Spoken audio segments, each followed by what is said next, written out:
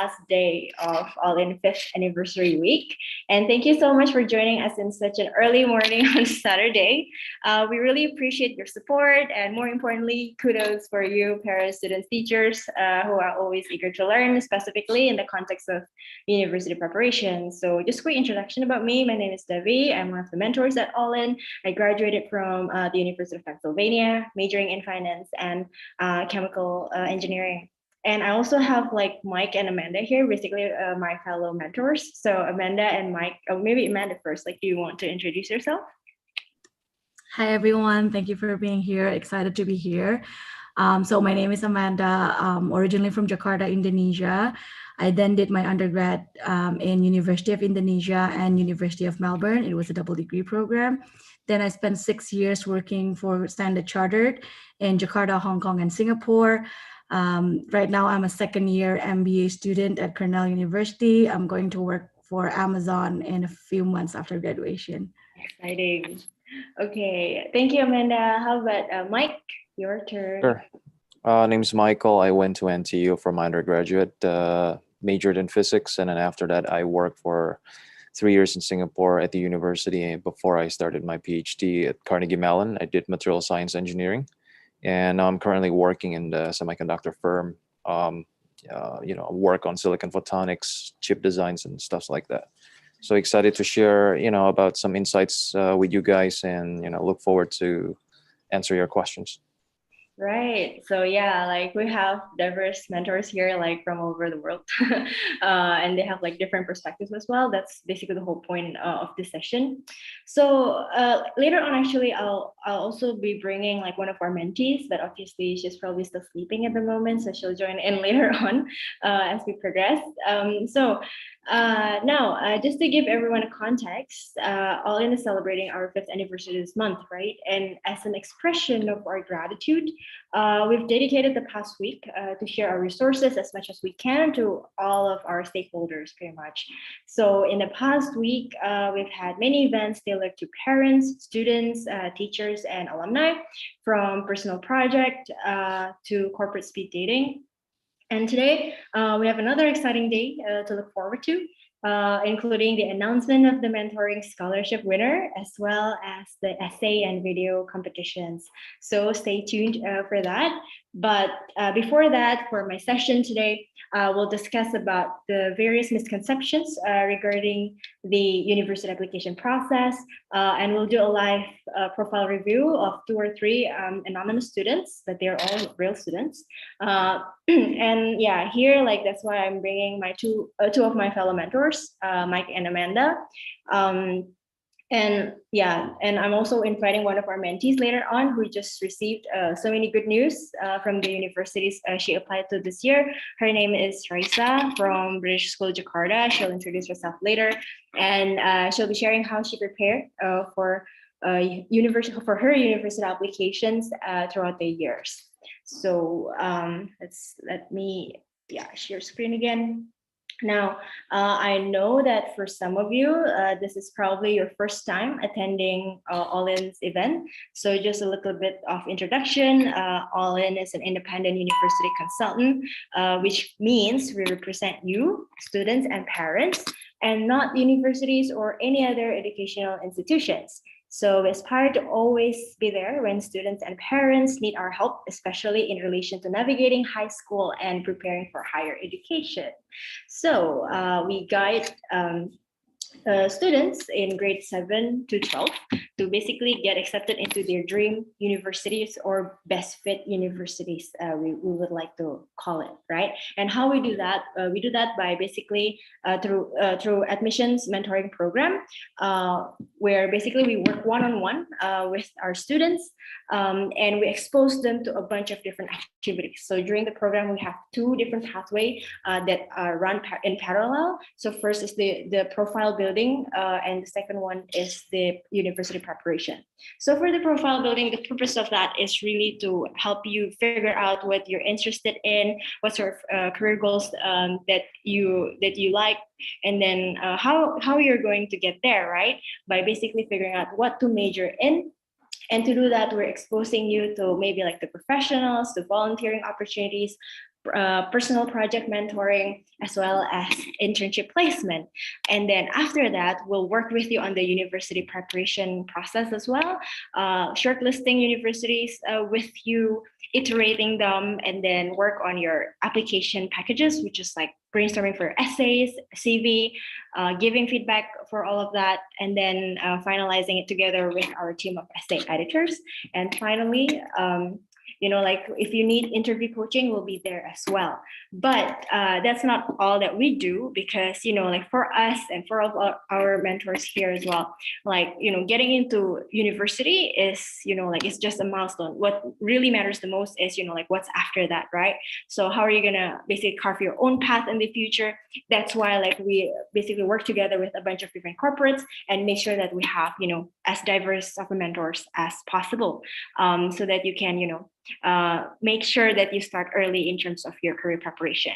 And because we care a lot about your career journey as well, we also create like a special program for career exploration in the Junior Explorer and Passion Explorer program, which I'll explain in another session. And if you need like any help in terms of academic, we also have academic test prep and writing courses as well. Okay. And this year we are so grateful to share another tremendous results of university acceptances by all of our mentees. So they've received offers from top universities around the globe. So from Penn to UC Berkeley, and then to UC Berkeley Scholar, to USC's Film School, to Johns Hopkins, to UCLA, to Imperial College, Yale, and US, and so on. So this basically serves as a yearly reminder as well for us to always uphold our mentoring principles and to always pour our heart in the mentoring relationship that we develop with our mentees. Now, since this is our 5th anniversary, I'd like to share a quick sneak peek actually of our mentorship program and how we as an institutions has evolved throughout the years. And just a fun fact here. So in this upcoming video, basically the music, the background music was basically produced by one of our mentees who's currently in grade 10. So enjoy. Hey.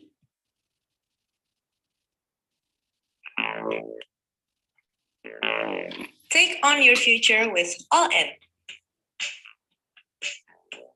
We are an independent education consultant based in Jakarta. In these past 5 years, we have placed our mentees in their dream schools all over the world. Let's take a look at how we do it. I first entered All In because I had dreams of going to a top university, and I didn't know how to build a strong enough portfolio, and I didn't know which school I wanted to apply to, so I felt like I needed guidance. We understand that to find students' best fit university needs a well-structured prep. So, we developed a one-on-one admission mentoring to guide students based on academic performance, exploration, personal brand, and writing skills.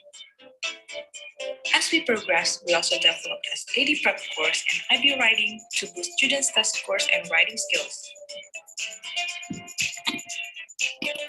As we work with students, we discovered that most of them lack immersive experience in the workplace, leading them to an unsure state of what to do in the future. Hence, we developed hands-on learning programs where students get to dive into the field of healthcare, life science and physical science, and business.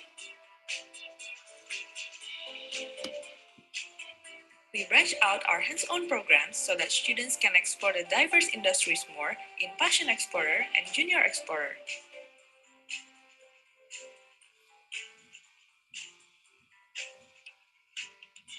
We also held research and business competitions to help students build their CVs. And to level up students' exploration, we work hand in hand with corporates in placing students to internship or job volunteering.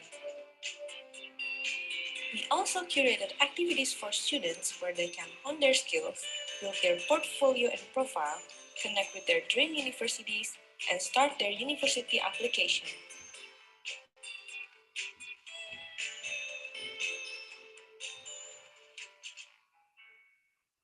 Until today, we have been supported by schools, company partners, reviewed lots of applications and essays, and have thousands of event participants. And as the ultimate result of years of exploration and profile building, now we have reached the 100% rate of mentees being placed at their dream universities. And my favorite thing about the All-In experience is the fact that there's such a close-knit community, and the team really helps you from the beginning of high school, trying to build your portfolio, to the whole application process. With the constant guidance and constructive feedback I received from the mentors, I was really able to not just come up with the best version of myself in all my essays, but was also able to learn and develop through the process. When I reached out to All In, and since then I've really enjoyed working with them. Even up until when we were writing essays, they really helped me realize what I wanted to talk about and what I wanted to study. Recently, I got emails from UCLA and Johns Hopkins. I was able to get into both of them. Really thankful that I was able to get in, of course, with the help of the mentors at All In. Our mentors are driven to give the best for the mentees, providing them with the guidance based on the diverse areas of expertise and global knowledge. For 5 years, we have been realizing our vision to help students study their best fit major at their dream university. We will continue to grow, and we are committed to support you realizing your dreams, equipping you with the right skills and right mindset. We are All In. Ready to take on your future? Remember, it's all in the prep. Okay. Okay, so that's basically our journey. And okay, now let's just so let's just take a look at our today's agenda. So like right now, after this, like we're gonna be like having mentor talks on like how to give practical university admission advices. So that's why like we're gonna discuss about misconceptions and also basically dissecting students' profile. And then after that, we'll announce the mentoring scholarship winner. And then after that, we will announce the essay competition winner, and which is going to be followed by a short essay coaching by our head of essay editor. So stay tuned for that as well. And then after that, we'll announce the personal brand video competition's winner. And we hope that you will get you will basically give us feedback during the review session, and then we'll close our session. Okay. So just like last reminder for those of you who are here, today is the last day to complete your dream mission. So mission number 1 is you can post a story to get e-certificate, and then for mission number 2, you can basically post a Tubon and then get a chance to win like a cash prize of up to 500K. If you need any further information, feel free to visit the annifest.allinedu.com here down here. Okay, now without further ado, let's talk about today's or like our session's main meat. Okay, which is this. I guess like, okay, for everyone here, please be prepared because we want to make sure that everyone is engaged and awake, as all of these information we're about to share are very important to you. So, Rizka, please get ready with the poll launching. So here, the first, wait, where is it? Yeah, so the first question. So Rizka, okay, everyone, can you please answer this question?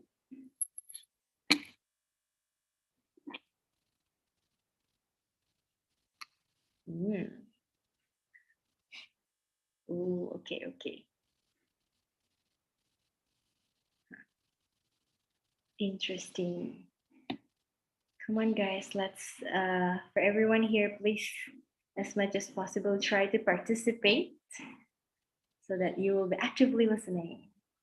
I'll give you another 20 seconds to participate.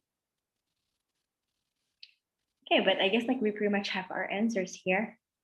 So the question is, the statement is, I have to be good at everything to get accepted into top universities or receive a scholarship. And then I guess like 3 people answered true, and 11 people answered false. All right, thank you so much for participating. But let's hear from Mike. Mike, what do you think about this statement? I think I would choose false, and this is based on my observation when I was a student myself. I look at the top students getting accepted into top universities. The same also true to a lot of the mentees that I've mentored before. They're generally good in like across the board, but they have like few one or two very special skills or accomplishments. Let's say like they go get medals in math Olympiads, not necessarily academic, or they're like they started a business club in their school, or they're very active in an organization, or they are very talented and accomplished athlete. So you have to be good across the board, but not very good. You don't have to max out like across the board, across all the subjects, but you don't, please don't shy away from, and also like from polishing and being very good in a field of your interest. So be very good in something that you're very passionate about. So that's the key, I think, because it gives you character. It makes you memorable. Like just imagine if you put it in your application, the admission committee will remember this is a good student that is very, very good in something. So I think that's the key. Okay, so I guess like the keywords here is like basically showing characters as well as like be memorable, right? But okay, thank you, Mike. How about, what do you think, Amanda? Yeah, I completely agree. I feel like you don't have to be good at everything, but you sure have to, portray yourself, like have a personal brand and a story to tell. And then you should be able to show it in your essay, in your work experience that shows that, well, you have this one or two special things about yourself that shows that this is my personal brand, Right. I think let me. I guess like I agree definitely with Mike and Amanda. You definitely don't need to be good at everything. I think like the simple, like example is probably like our teachers in school, right? Like probably like one teacher will teach like one or maybe two at most, maybe at the most maybe three subjects at the same time, but they like no, there's no teacher who will be teaching like 5 or 6 subjects all together, right? That's basically like that by itself basically shows that like we are not definitely expected to be good at everything. I mean, there's nobody who's pretty much good at everything and basically can excel on everything as well, right?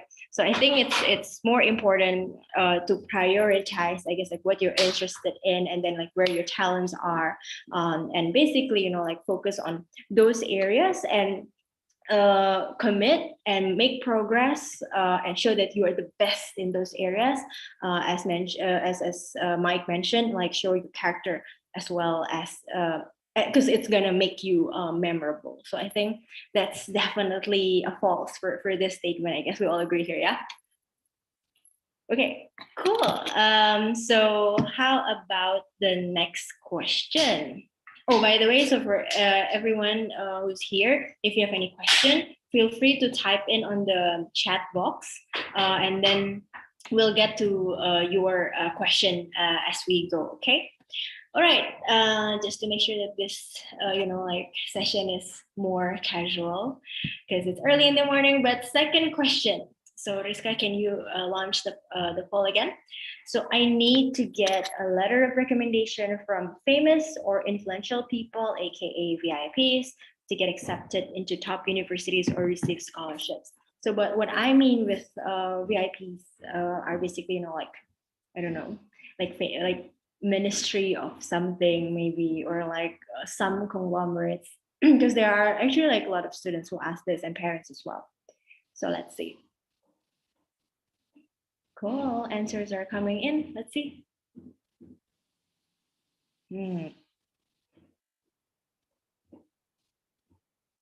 I'll give you another 20 seconds to participate, and would be great if you participate because it's gonna keep you engaged and awake in this early morning.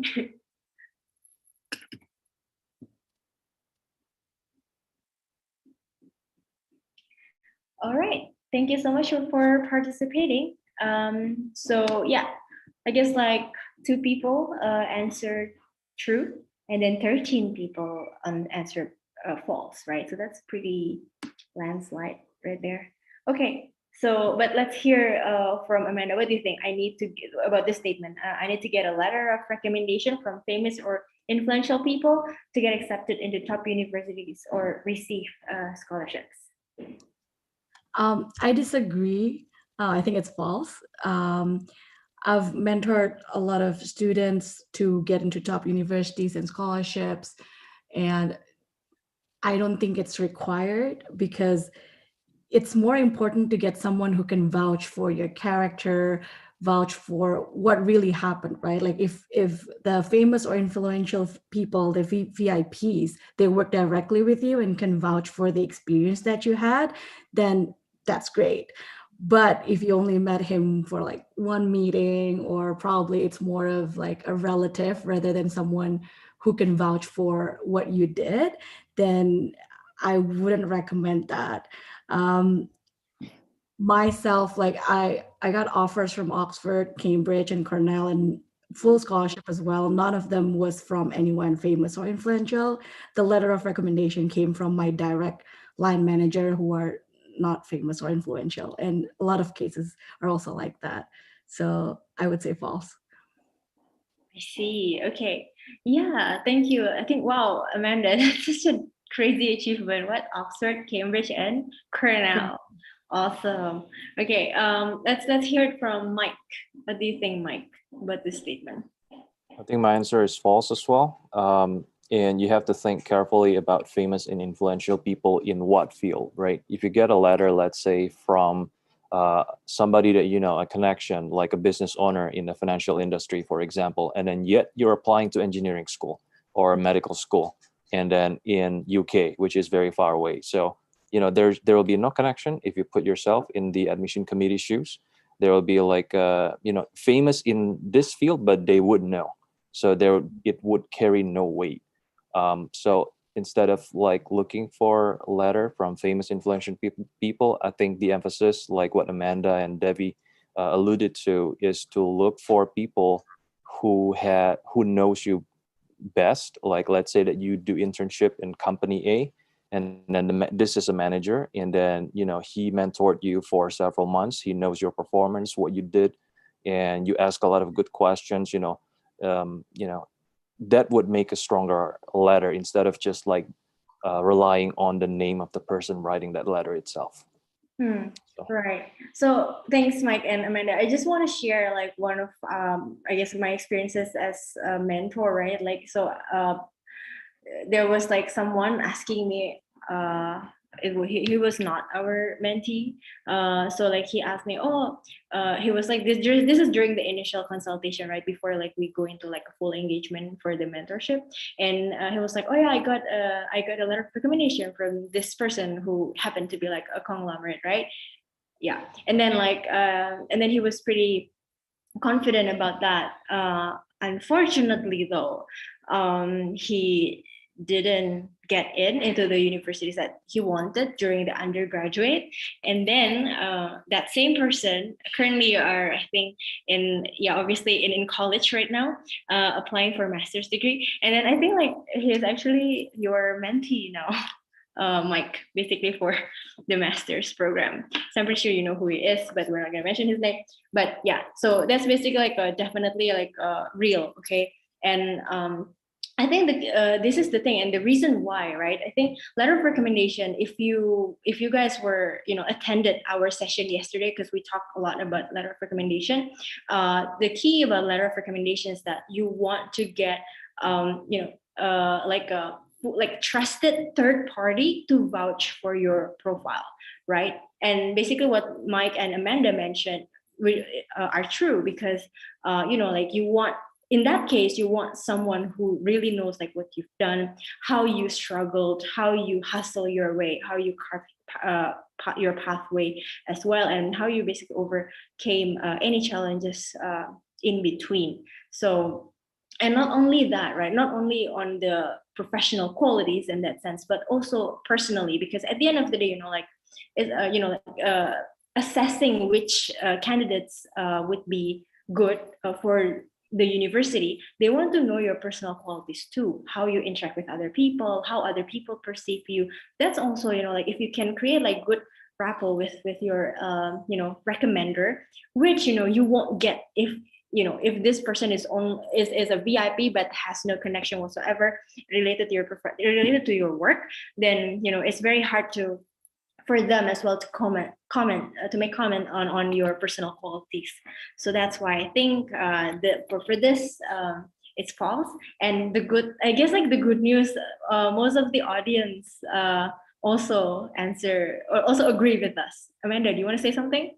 Yeah. Yeah, I want to add one thing. Yeah. I think reading at a lot of letter of recommendations, the good ones can always say exactly, why they're vouching for certain quality, right? So if you don't have a specific example in that letter of recommendation, it wouldn't be as believable. So yes, that's true. That's very correct. And sometimes it's very hard, right, to if you just ask from someone important you think are important, it's sometimes it's hard for them as well to to justify, like, wait, like, I don't know what you do.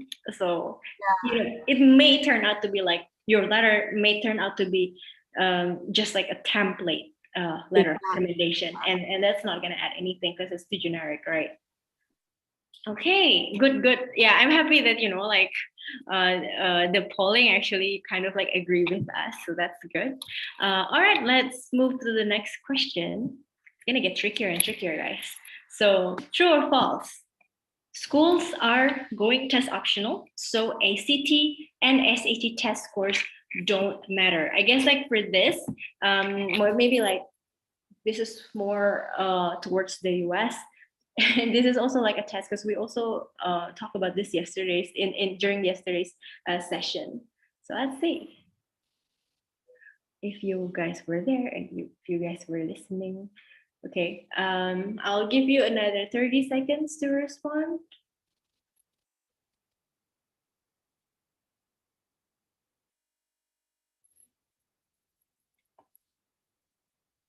Let's see.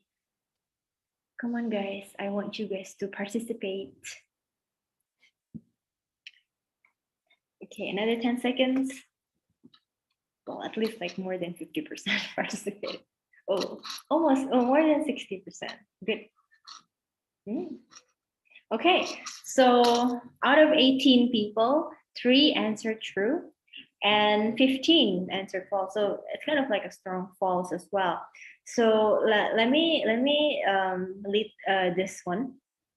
So basically, right? Like, yeah, I would answer false as well, right? And because this is really tricky, right? So when the universities, especially in the US, they say it's optional, meaning it's implicitly required, because like, one, they can differentiate, like, okay, which candidate who want or like who are willing to do above and beyond versus someone or a candidate who just like meet the bare minimum requirements. So like if it's test optional, sometimes like, oh, it's okay, maybe we don't need to do it, but so that's one of the reasons, right? Like they're gonna you will be like divided into like, oh, this one is gonna be someone who's gonna do like above and beyond, the other one's just like barely meet the requirements. But if you have like special circumstances, such as, oh, like there's COVID all over my cities, there is no center that's open, I cannot travel as well, then you have to explain that in your application, right?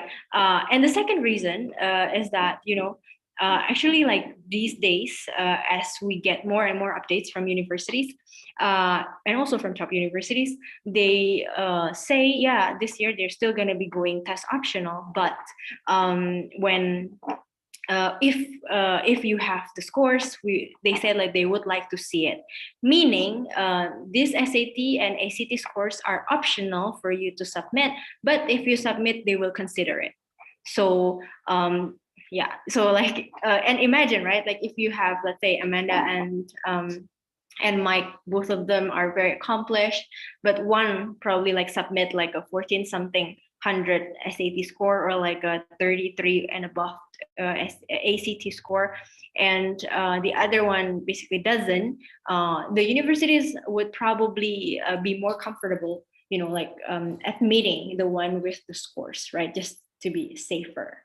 So that's from my side. But let's see, what do you think, Mike? I can answer. I mean, I can provide my answer, but there's a question coming from Okay. about SAT. Talking about SAT, I heard currently that SAT test will be deleted. Is it true?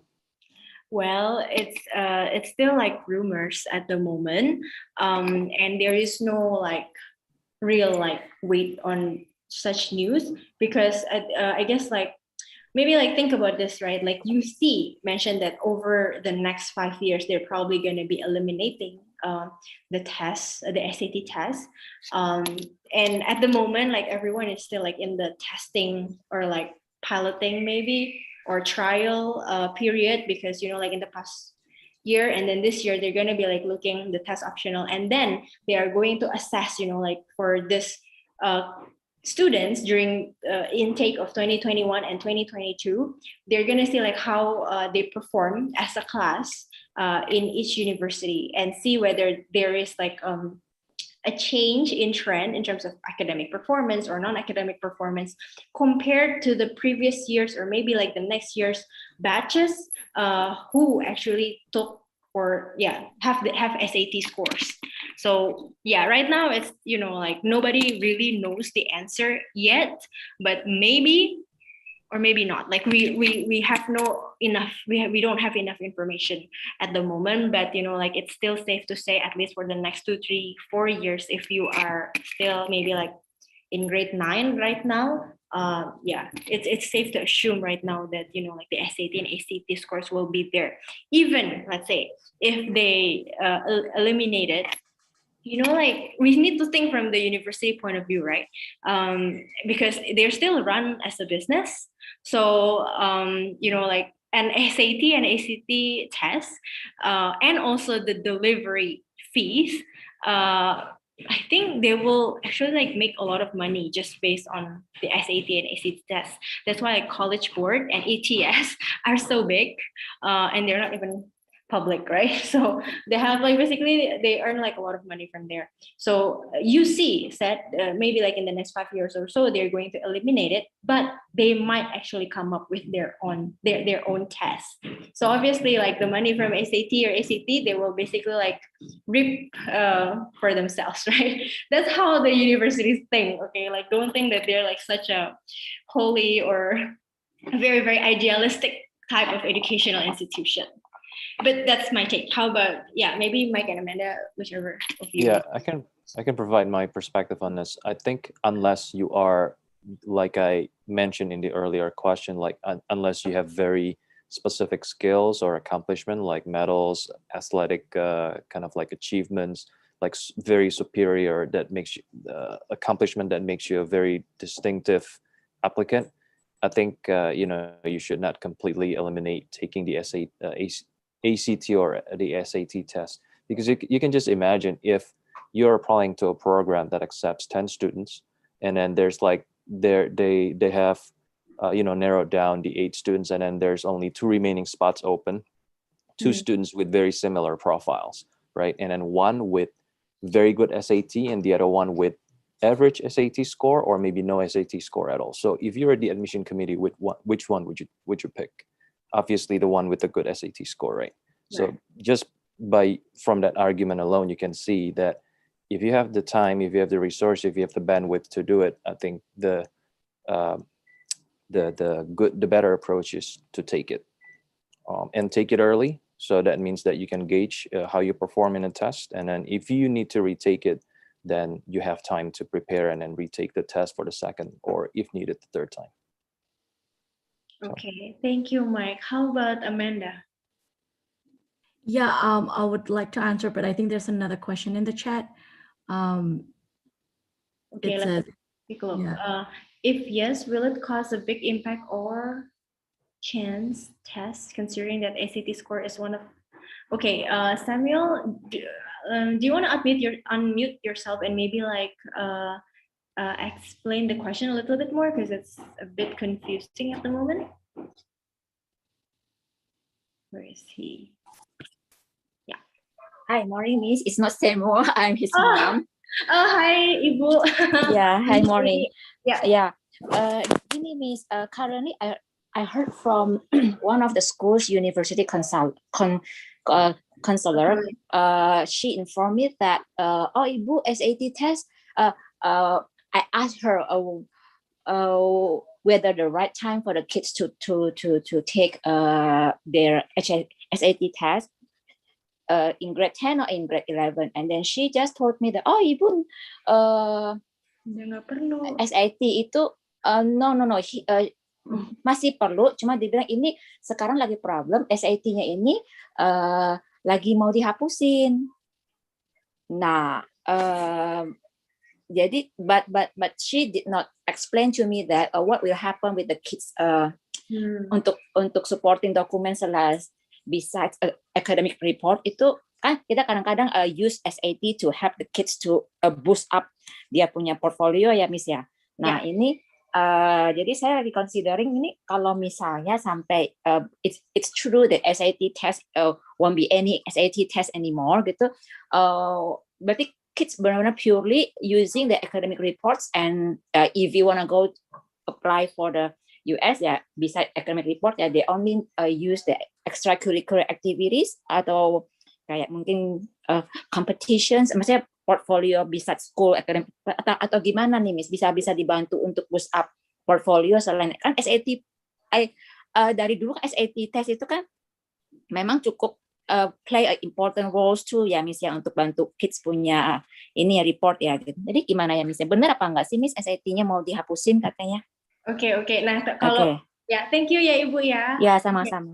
Ya, so untuk pertanyaan yang pertama, apakah SAT bakal dihapusin atau enggak? Tadi kita udah bahas ya. Basically, at the moment there is no such facts about that, and we still don't know. We'll wait for the next few years. Tapi untuk yang pertanyaan kedua, jadi what's the impact? Nah, nanti kita bakal bahas di next questions, and also nanti aku bakal recap juga throughout the session. Jadi nanti stay tune untuk itu. Nanti kita ada sesi sendiri Amanda for that, and also Ibu ya. So, Oke, thank you. Soalnya kan saya lagi panik juga, Miss. Ini kan anak-anak kan Cambridge curriculum. Ini GCSE A-level aja udah di-postpone juga. Ini kalau udah gitu nggak ada. Jadi benar-benar pure academic report doang ini. Iya betul. Nanti kita bahas ya Bu ya. Oke, thank you. Nah, Amanda, since we need to run a little bit nih. Any additional comment on this session, on this part? I agree with everything that you mentioned and Mike mentioned as well, so no additional comment. Okay, cool. So next ya, ini pertanyaan yang ditunggu oleh ibu mamanya Samuel nih. Okay, Rizka, which aspect below is the most important when applying to top university or scholarship application? It's a multiple choice, and it's a tricky question. Tadi kan mungkin kita lihat ya, banyak yang true or false-nya lumayan strongly di false. Nah, ini pasti bakal divided nih. Enggak juga. Tapi ya lumayan divided lah. Let's see. Kok percentage-nya nggak add up ya? Okay, Mike, I will need your help to count these percentages correctly. Just kidding. Okay, I'll give you guys another 20 seconds.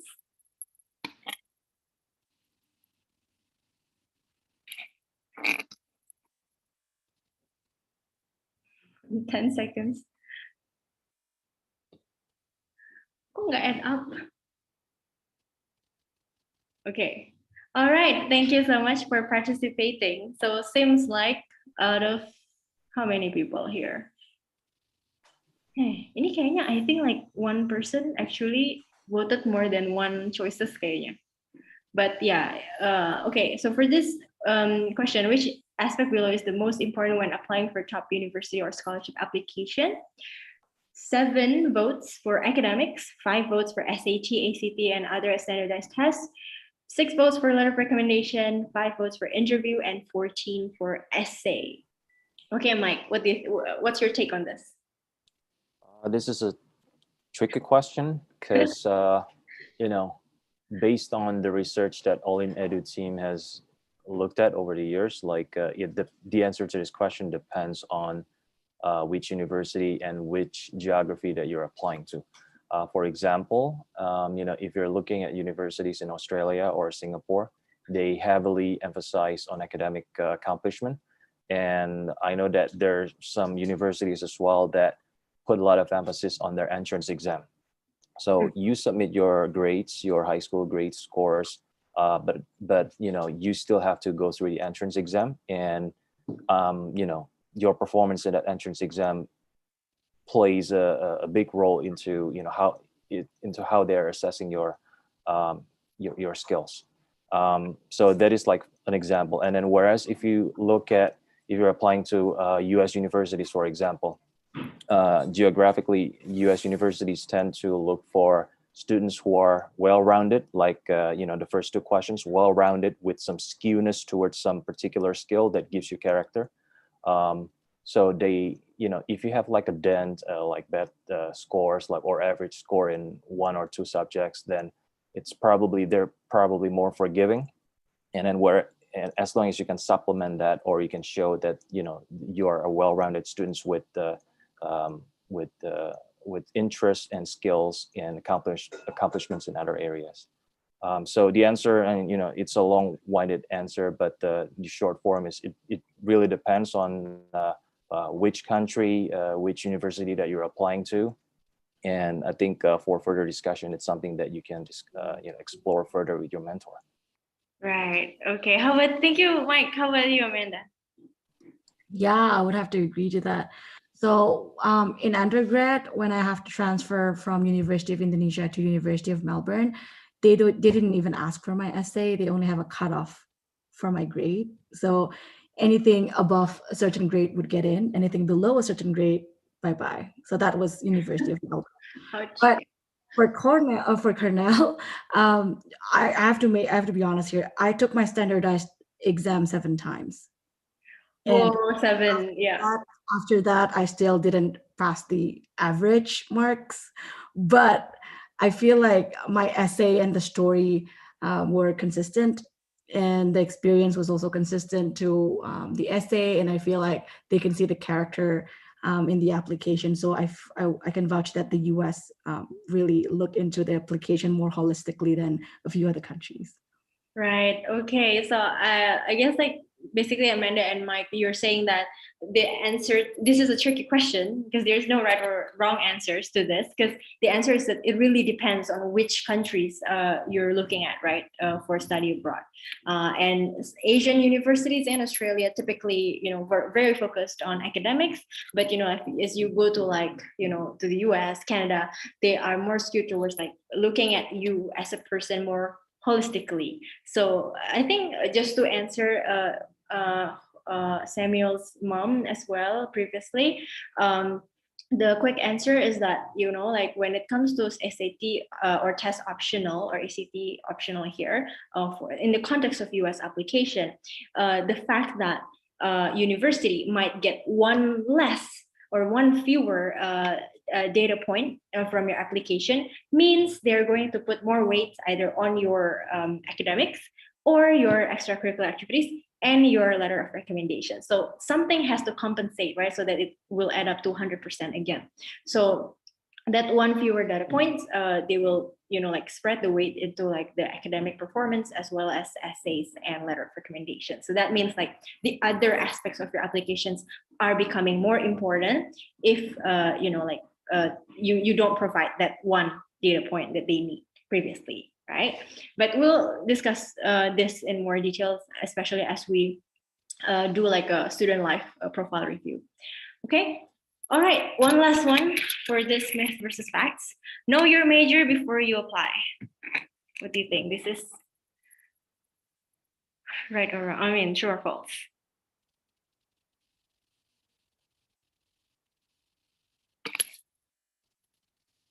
Okay, this is also a tricky question, guys.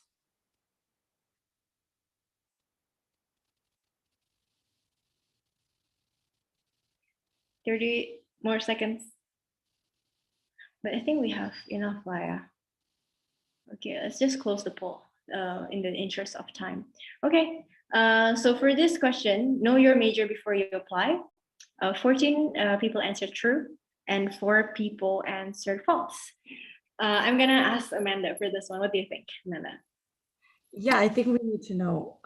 You need to know the major before you apply, because I know a lot of schools you can apply as undeclared. Like you cannot declare your major first, but it's gonna be harder, and probably it's gonna take you longer to graduate because you have to add extra credit to get the major that you want. And typically, I think when I was in University of Melbourne, some people can change their major, like from what they intended to apply to, by changing the courses that they take, but it can only be done within the same faculty. So let's say you want to change from accounting to economics, you can do that because it's within the faculty of commerce. But then if you want to change to another faculty or department, it's going to be very hard. I know, however, some people who, like for example, I know a friend who went to Vanderbilt University as a classical arts major, although he really wanted engineering, but his profile was stronger in liberal arts before applying, and then switched in the end. But then he mentioned it was very hard as well. So it's better to know the major before applying. I see. Okay. Thank you, Amanda. What do you think, Mike? I would agree. Like, you should start early. Even in your high school, 11th grade, even 10th grade, like ask around, ask other people, take different subjects and talk to people, like maybe your parents friends, like people from different fields, right? Biology, chemistry, business, finance, whatever. Just talk to them, ask, what they do with their work, and see what kind of things that interest you. And then have some idea, and also like know your strengths and weaknesses, and then pick one major that you think you would enjoy, learning, just for the sake of learning. At least you have to have some default choice. And then, but having said that, like when you go to your undergraduate, like there are some universities with some flexibility that allow you to switch majors. But it's not true for all universities. So, the best answer is to start exploring, the major that you're interested in. And then also there's like a couple of tricks that you can do. Let's say that you're interested in two very different fields, right? Like, let's say biology and history. There's always a chance for you to double major if you want. It'll be very heavy. You will be studying a lot, but it's possible. Or you can do one major and one minor. That's also possible. So, have some idea, but at the same time, know that there is some flexibility if you want to switch. I completely agree with both of you. I think the key word here is it's better to know your major before you apply, but it's not a requirement to know your major before you apply. Of course, again, this is also a tricky question because it also depends. The answer depends on which universities you apply to and also which countries typically. So, for example, as Amanda mentioned, like I think Indonesian universities, Australian universities, UK universities, Hong Kong, Singapore, pretty much any other universities in the world, they require you to put like an intended major as you apply, right? However, the US and the Canada, so the North American region, right? They don't require you to have like a dead set, major to apply for. Like in the US and Canada, I think you can declare your major by the end of the second year. So they give you like a leeway to basically further explore, as Mike mentioned, what you like, what you're interested in, what you enjoy learning. Because obviously not everyone can, know what like for sure, right? Like what major they want to study or like what career path they want to pursue right away in high school. So I think because as Mike and also Amanda mentioned, like we have like a certain flexibility, but at the same time you have to at least have some ideas on what you have to do. I think the real key word here is to plan backwards, right? So if you know that you're going to apply in this first semester of grade 12 to universities, then and you kind of have to at least put like particular major or a double major or something like that in your application, then you have to, like maybe start thinking about it maybe in grade 9, grade 10, grade 11, right? So that, by the end of, at the end of the timeline, which is like the first semester of grade 12, you have some idea. So like, given the constraint, you have to plan around it, right? And make it work, basically. Okay, we'll discuss about this in a bit, but like we're kind of short of time right now. So thank you for participating. I have like one more set of this polling. So let's do this. Okay, let's do it real quick. Yeah. Rizka, if we can launch the polling all together, that would be great. See, if you, okay, it's okay. Yeah, let's just, okay. Guys, so like we have, like 5 questions all in one go. So if you can just answer these, it will be great. Let's do it now. So first question, when do you plan to start thinking about university planning? Second, when do you plan to explore your interest or your children's interest? When do you plan to prepare for the SAT or ACT or other standardized tests? When do you plan to shortlist universities? And when do you plan to shortlist your university major? So 5 questions. Let's take a look.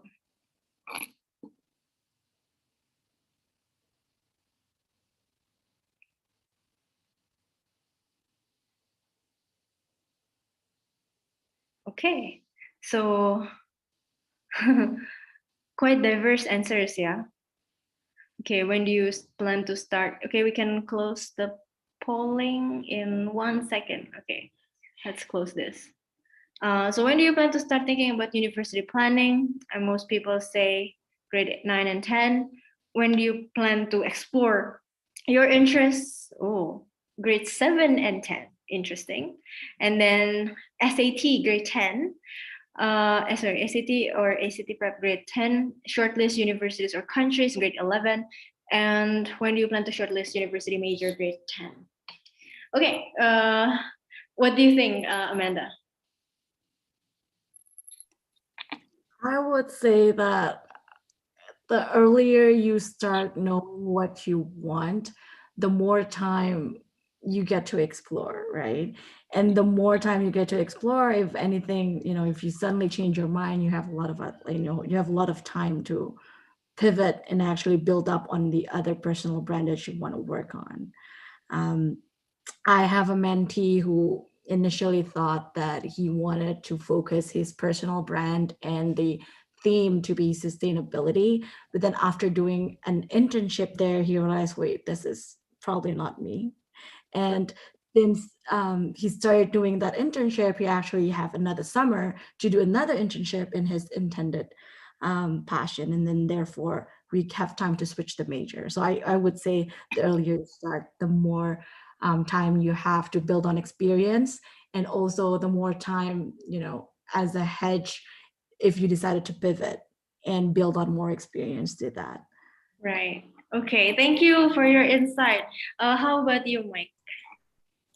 I would say you can kind of like back calculate this, right? If you graduate in grade 12 and then you submit your application not in grade 12, you submit your application in grade 11, and in grade 11, and then you have to, if you look at university application as a whole, you have to prepare for, let's say, standardized tests. Let's say that we still have to take for it, and then you would want to immerse yourself in some, maybe 1 or 2 internships, right? Internships happen maybe like during the winter or summer, like December, January, or June or July, and then the standardized test you may need to retake, and then it's offered every couple of months, and then plus like 2 or 3 months of preparation.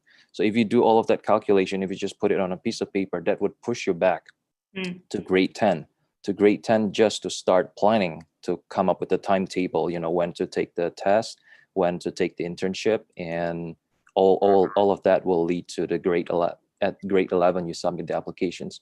So think about that, like write it on a piece of paper, and then you'll realize that about grade 10 is really the latest where you have to start thinking about all the things that you would need to submit for your applications. Right. Thank you so much. I think this is like the beauty of like having a diverse mentor network. Like someone, we have engineers who can think very, very methodically and very structured, right? So it helps us with the framework and stuff. And at the same time, we also have like the like the social sciences or the humanities mentors as well, who can like more like temenin the students, really like get to know the students personally, and be like at the same time can be also like their cheerleader as well along the way. So okay, let me just recap, yeah, since again like we are kind of like running short of time as always. So just to recap what basically Amanda and Mike described just now. So just to put it into perspective, right? So as Mike mentioned, we can basically plan it backwards. So here's the thing. You can see in grade 12, there's like this big chunk of university application. Why? Because it's a big chunk, because, in the first semester of grade 12, you are going, or your students will be, taking so many things at the same time. If you're in IB, probably they'll be struggling with EE or NIAs and or TOK, and maybe like still fulfilling their CAS requirements.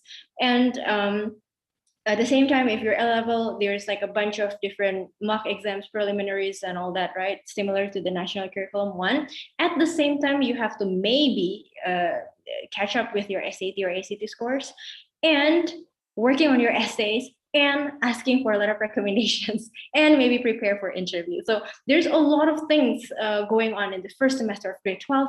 And if you can, do not push everything to the first semester of grade 12, right? And that applies to the SAT prep, the IELTS or the TOEFL prep, and all that. And if you're thinking of applying for scholarships as well as top universities, maybe US universities as well, then you have to build your profile, the extracurricular here. But more importantly, exploring which activities, which interests you want to get involved, we want to be committed in, and figuring out what majors would be the right fit for you.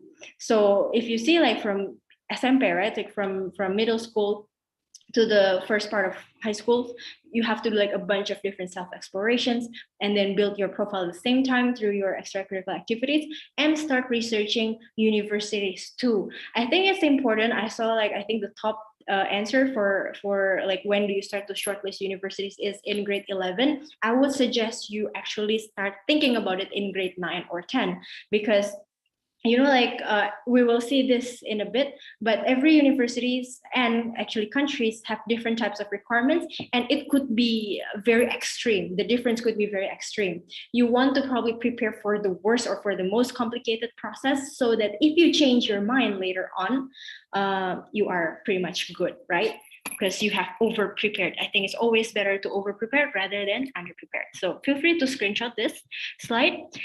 Here's the thing, right? Like why I think self-exploration, extracurricular, volunteering, job shadowing, we put it like literally every year starting from grade 6, because first of all, in the non-US universities, right, as Amanda and Mike mentioned, if you basically choose a major, it's very hard for you to switch.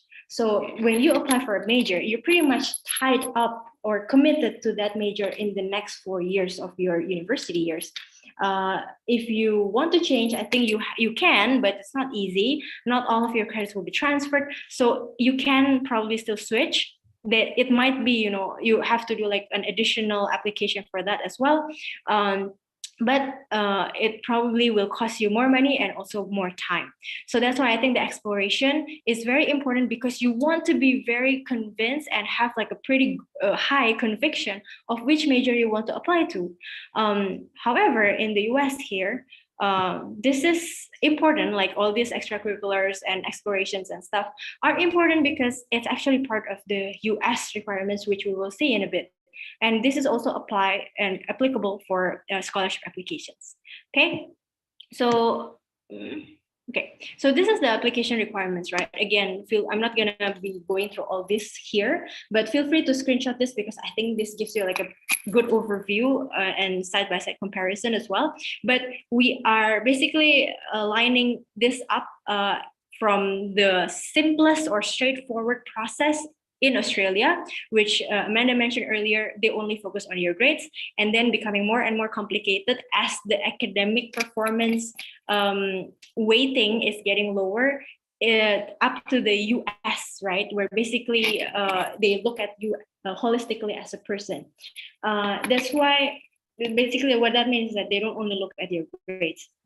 That's why the essay and the CV we highlighted in yellow here, because like the CV, they as you can see, like the other countries, they don't really look at your CV, right? UK, they do to a certain extent, but only for activities that are relevant to your major.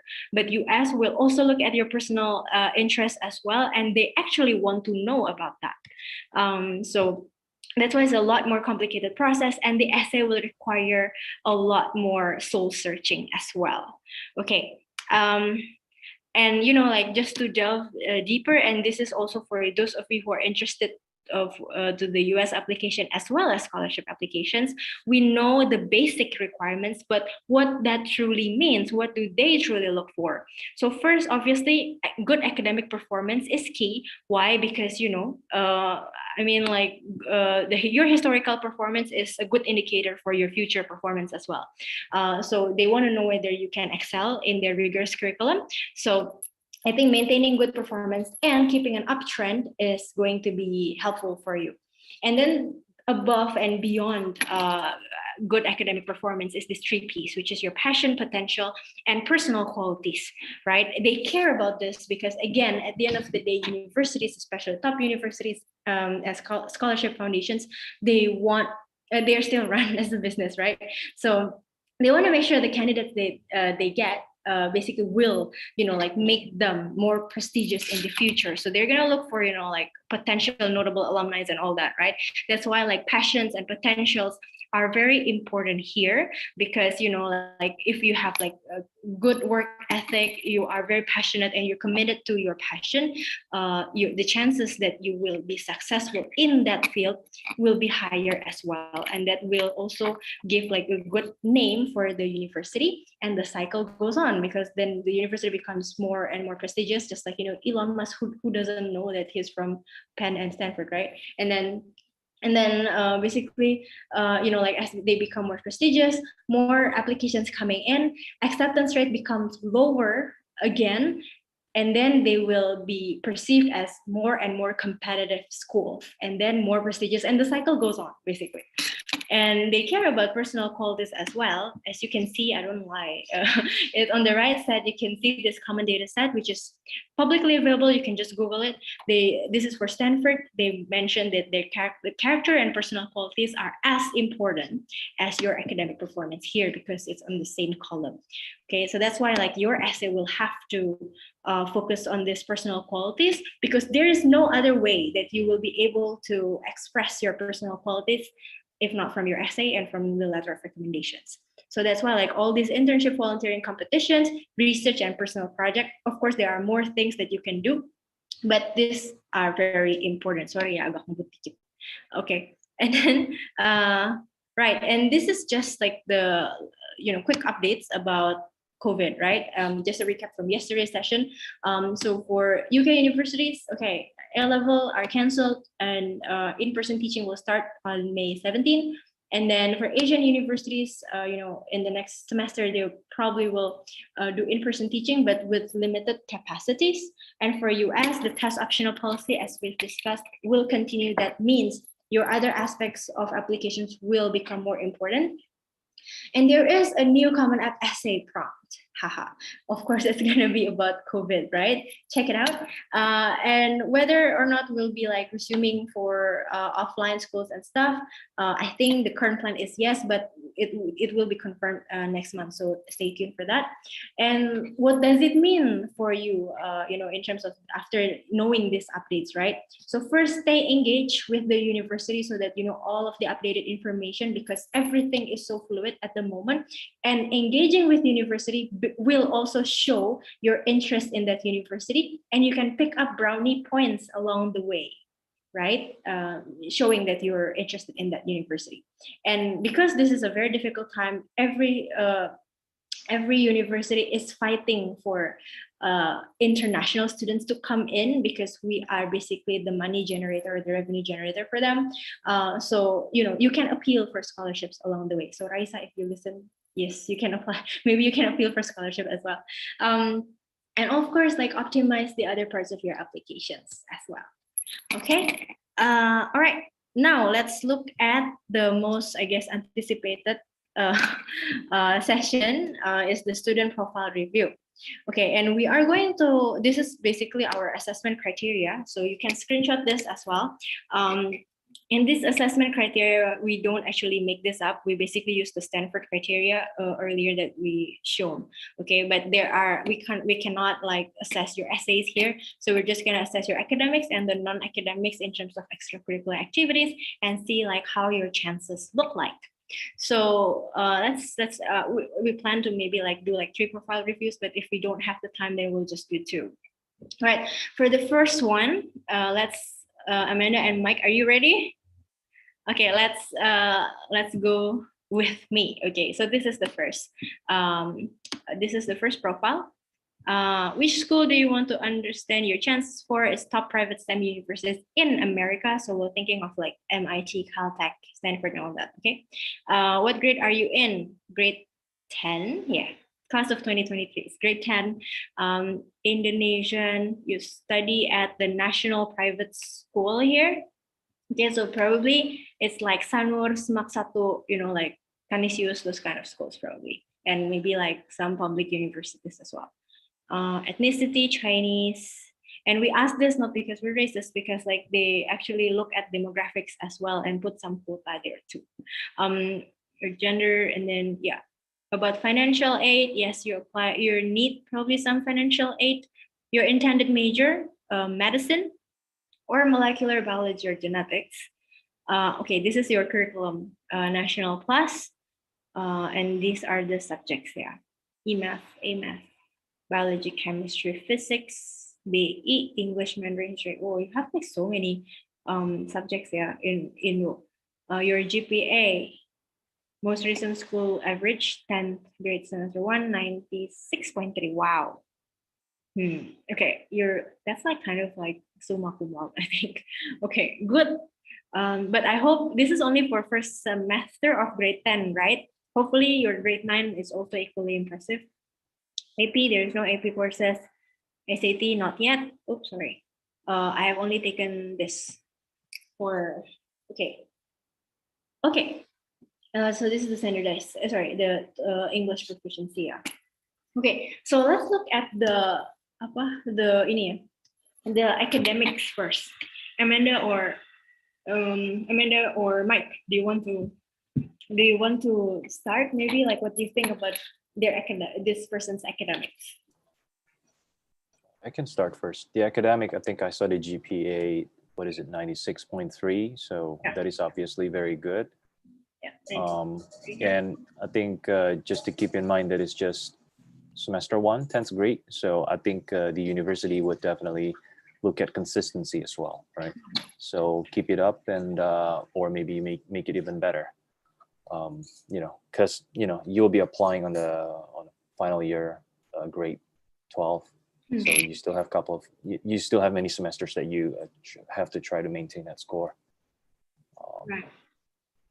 Oh, okay. Okay, so it seems like according to Mike, this is a very good standing at the moment, yeah? Yeah. Okay, and keep it up. Basically, the key is to keeping it up. Okay, Amanda, what do you think? I agree. I think it's great. But I don't know the breakdown of the average. Like sometimes, that's like I've seen report cards where it's 100 on Bible studies, but like 80 on math. So the average is 90. So I think admission committee have a few specific subjects that they're looking for as well. So make sure subjects like quant, especially like math, is the one who's driving the grades up. That would be great.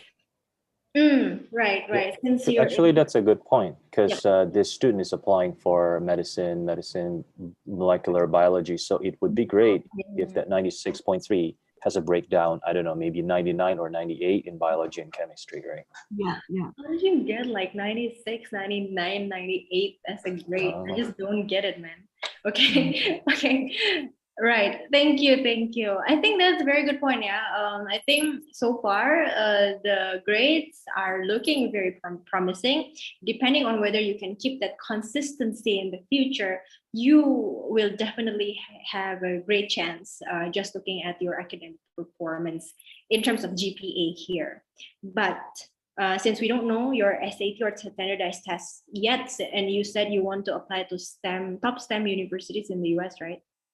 Yeah, that means like the standardized test, like you have to take it, and we'll see how it goes.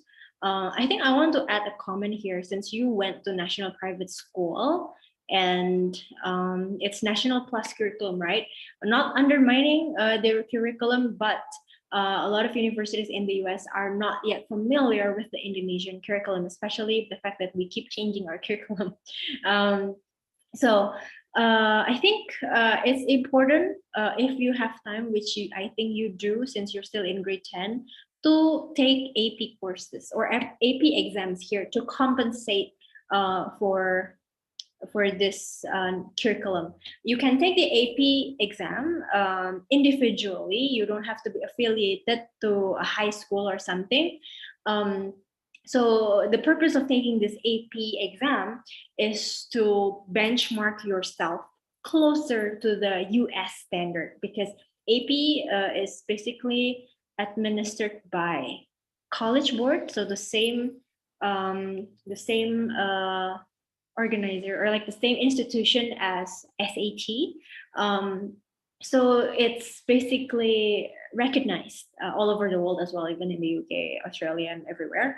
And the beauty of that is that it's a lot less intense compared to like the IB or A levels, because for AP you can just study on your own, and then you can take the exam in May every year.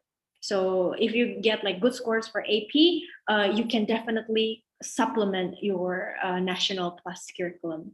So I would say, I'm not saying like this national plus curriculum is a negative here, but it's definitely not seen as rigorous as A levels and IB in the eyes of the admission officers. So you have to like figure out a way to compensate for that. And one idea is to take the AP exam.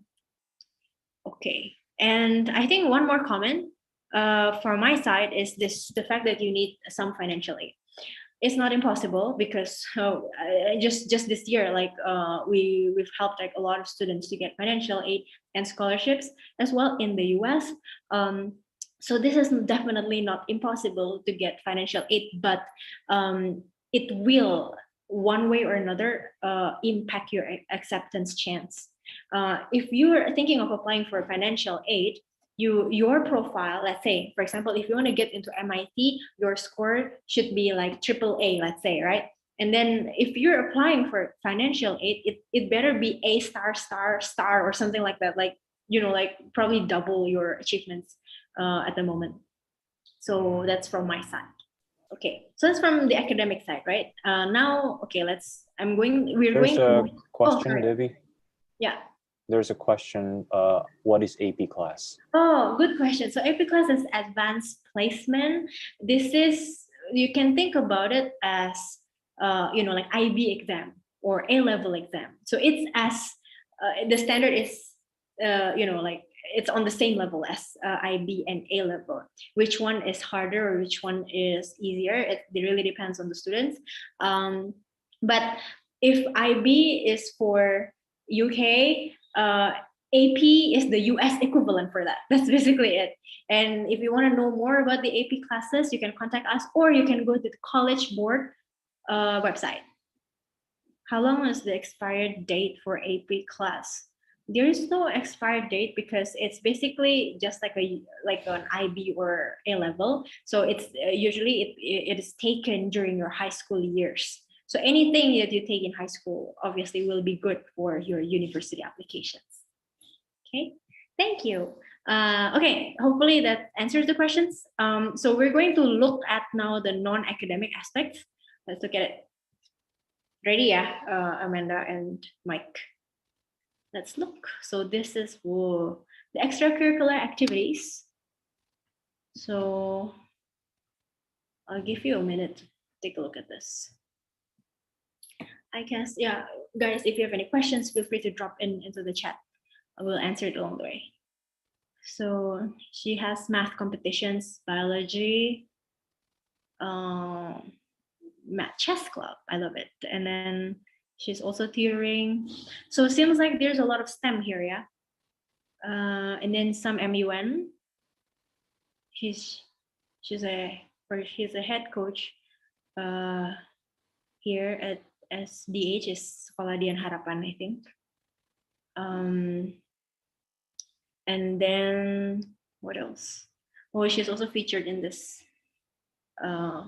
headlines, local headlines. And oh, she is doing this, working on a scientific research project in molecular biology with professor from a private university in Indonesia. Aku turunin lagi ya. This is the awards. Basically, tadi we have the awards up there. This is just the description, I think.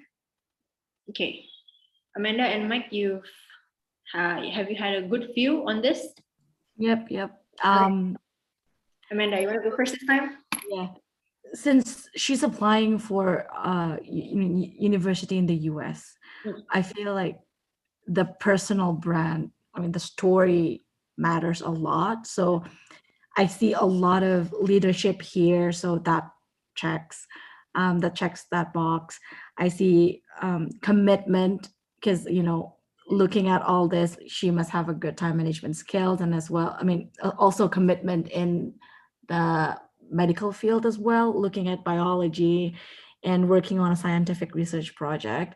But I think looking into the Parlemen Remaja DPR RI, I think she could also build on this as part of her story. Probably she wants to work in public sector in the future, or maybe have a vision to become the Minister of Health, probably. So something that could fit the story to the activity. Karena they also look into the character aspect of it as well. Like, are you doing it for cause or for applause? Like Devi mentioned that to me one time. So you got to be able to tell the story in a way that you're doing this for the bigger cause. So I think that would help, like trying to fit everything into a story. Yeah. Okay, thank you. Mike, before I go to you, I think this is an important point as well, because a lot of students and parents actually asked us, right? Like, oh, should my kid, or like, should I, go for like this volunteering, that volunteering, fundraise here, fundraise there, teach here and teach there. There's nothing wrong about that, because it still obviously do good to the community. But I think when it comes to like thinking about university applications, don't do it just for the sake of university application, but for the cause itself, because like that will help you to sing right between your life and also like your university preparation. So you don't have to like do two things separately and basically like sing everything into the same direction basically. And I think these days, I think universities also care about skill-based volunteering rather than just merely teaching or fundraising or donating. Yeah. Okay. Yeah, admission committee can see, right, like the story, does it make sense, or like the the reasoning behind what you did, right? Okay. So as long as it feels, Yes. Okay. Thank you. How about you, Mike? A couple of things that I pick up from this. First is, the top row item there, top 2%, ICAS Mathematics 2016. While this is very impressive, top 2%, but this is 2016, there's almost like 5 years ago. So just be aware that it would carry less weight. It is less indicative of your skills or personal accomplishment today. Just keep that in mind. It doesn't mean that it's bad. It's just, it can be perceived as stale because it's 5 years ago. And then I see a lot of things like, accomplishments in math, which is very good, and especially even better in biology, because again, the student is planning to apply to pre-med medical schools, biomolecular chemistry. So it is closer to the end goal, right? So a lot of activities in the biology competition, which is very good. And I think captain of the biology club, that is also very good. So keep it going, like, stay being the captain. And I think the very interesting thing is the bottom one there, currently working on a research project, molecular biology with a professor. Like, good job with that one, and have a be as involved as you can in that research project. Ask good questions. Try to be as involved, and then, if possible, even like contribute to the research and publish a paper. Put your name on it. Like that would really be a good thing to have in your application. It shows that you approach this professor, you get involved, join a team, you contribute to the research, and make sure you understand, ask good questions. And then at the end of the day, then maybe you'll have a good relationship with the professor, and you can get some letter from him or her, right? So that'll be the best scenario. So you have something tangible in your application, and there's somebody who can corroborate your accomplishment. Right. Okay. Thank you so much. I think you guys brought up all good points here, and I would like to add, I think, what Mike mentioned is essentially like scaling up your project is very important, because I think the university also looks at how big of an impact you make to your surroundings, whether it's your immediate family or your school, or even like the broader community. One thing I want to add here, there is a lot of leadership potential here. One thing is probably to me still missing is like the founding organization part, like all of these like organizations that this student do here. I think it's mostly like like existing organizations like the MUN and debate team, right? And then and the tutor chess club. That's probably, unless I'm wrong, right? Because it's not clear here, like whether this person is a founder or not for these leadership roles. So I think like founding like an organization or a project would be a really, really good differentiating factor for you, because like there is no other students who will have that same profile, right? Or that same project. It's essentially it. And when there is no other student who has the same thing, then you cannot be compared and you cannot be benchmarked, and you're becoming like automatically unique, I think. So that's on the non-academic aspect. So like, let's look at, like this is profile number 1, right? So like we just put like trying to quantify these things. This standardized test score is empty because this person hasn't taken it, but overall I guess this is down here because of this empty SAT scores. But if we adjust it, let's say it's here, maybe maybe in this area, then probably this overall chance would probably go up to like the top, in between top private level to the Ivy to semi-Ivy level. It's probably going to be here at the moment. So since you're still in grade 10, good work, keep it up. And hopefully you get something out of this session. Okay, and then this is benchmarking you to the MIT. Again, as you see, right, this SAT, AP, blah, blah, blah, it's still down here because you haven't taken it. And your activity level, it's still here because MIT is looking for, like Olympiad level and OSN level typically. And then they're also looking at, like founders of many organizations and stuff. So you can keep up your good work and push this up. Everything else is, like at least not so far behind. This is for Stanford, same trend. And this is for UC Berkeley. Hopefully this helps. Okay, all right, we don't have that much time, so let's move on to the next profile real quick. Let's just do this real quick. So this is the schools that this person is thinking about to get into: NTU, UOT, and UC Berkeley. What grade are you in? Also grade 10. Indonesian, also national private school. And then need financial aid, data science or physical science. National curriculum, GPA is 4, that's perfect. Non-offered in school, this is the SAT, ACT. This is the TOEFL or IELTS, and this is the extracurricular activities. Okay, what do you think, Amanda and Mike? Maybe Mike first. Okay. SAT 1270. I think that can be polished a little bit. TOEFL 5.5. I think you can that can be polished a little bit as well. And can you go up, scroll up a little bit, Devi?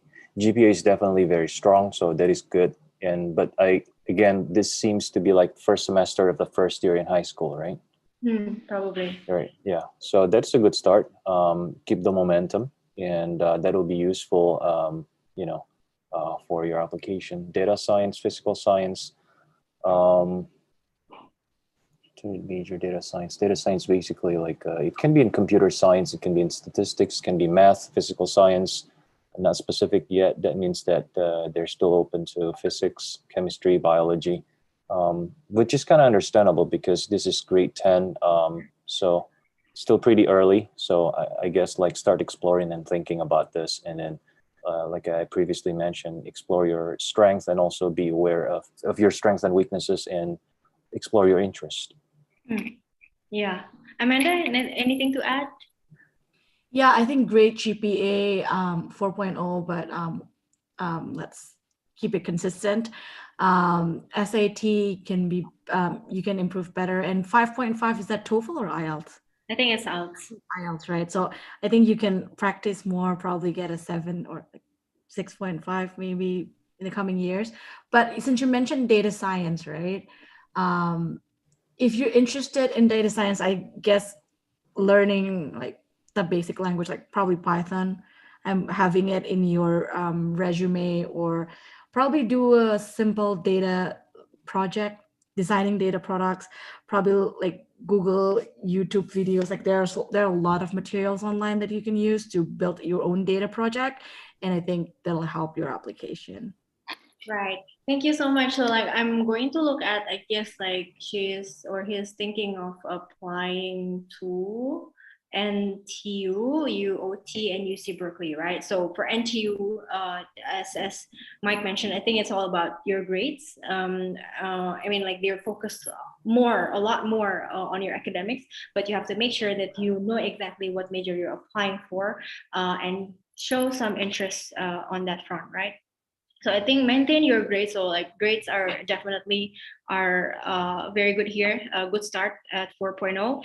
So if you're thinking of NTU, then like keep focusing on that grades. And also like but if you're thinking of going to UC Berkeley, this is like why starting early to think about like which countries you're thinking of are very important, because the requirements for NTU and UC Berkeley are completely different.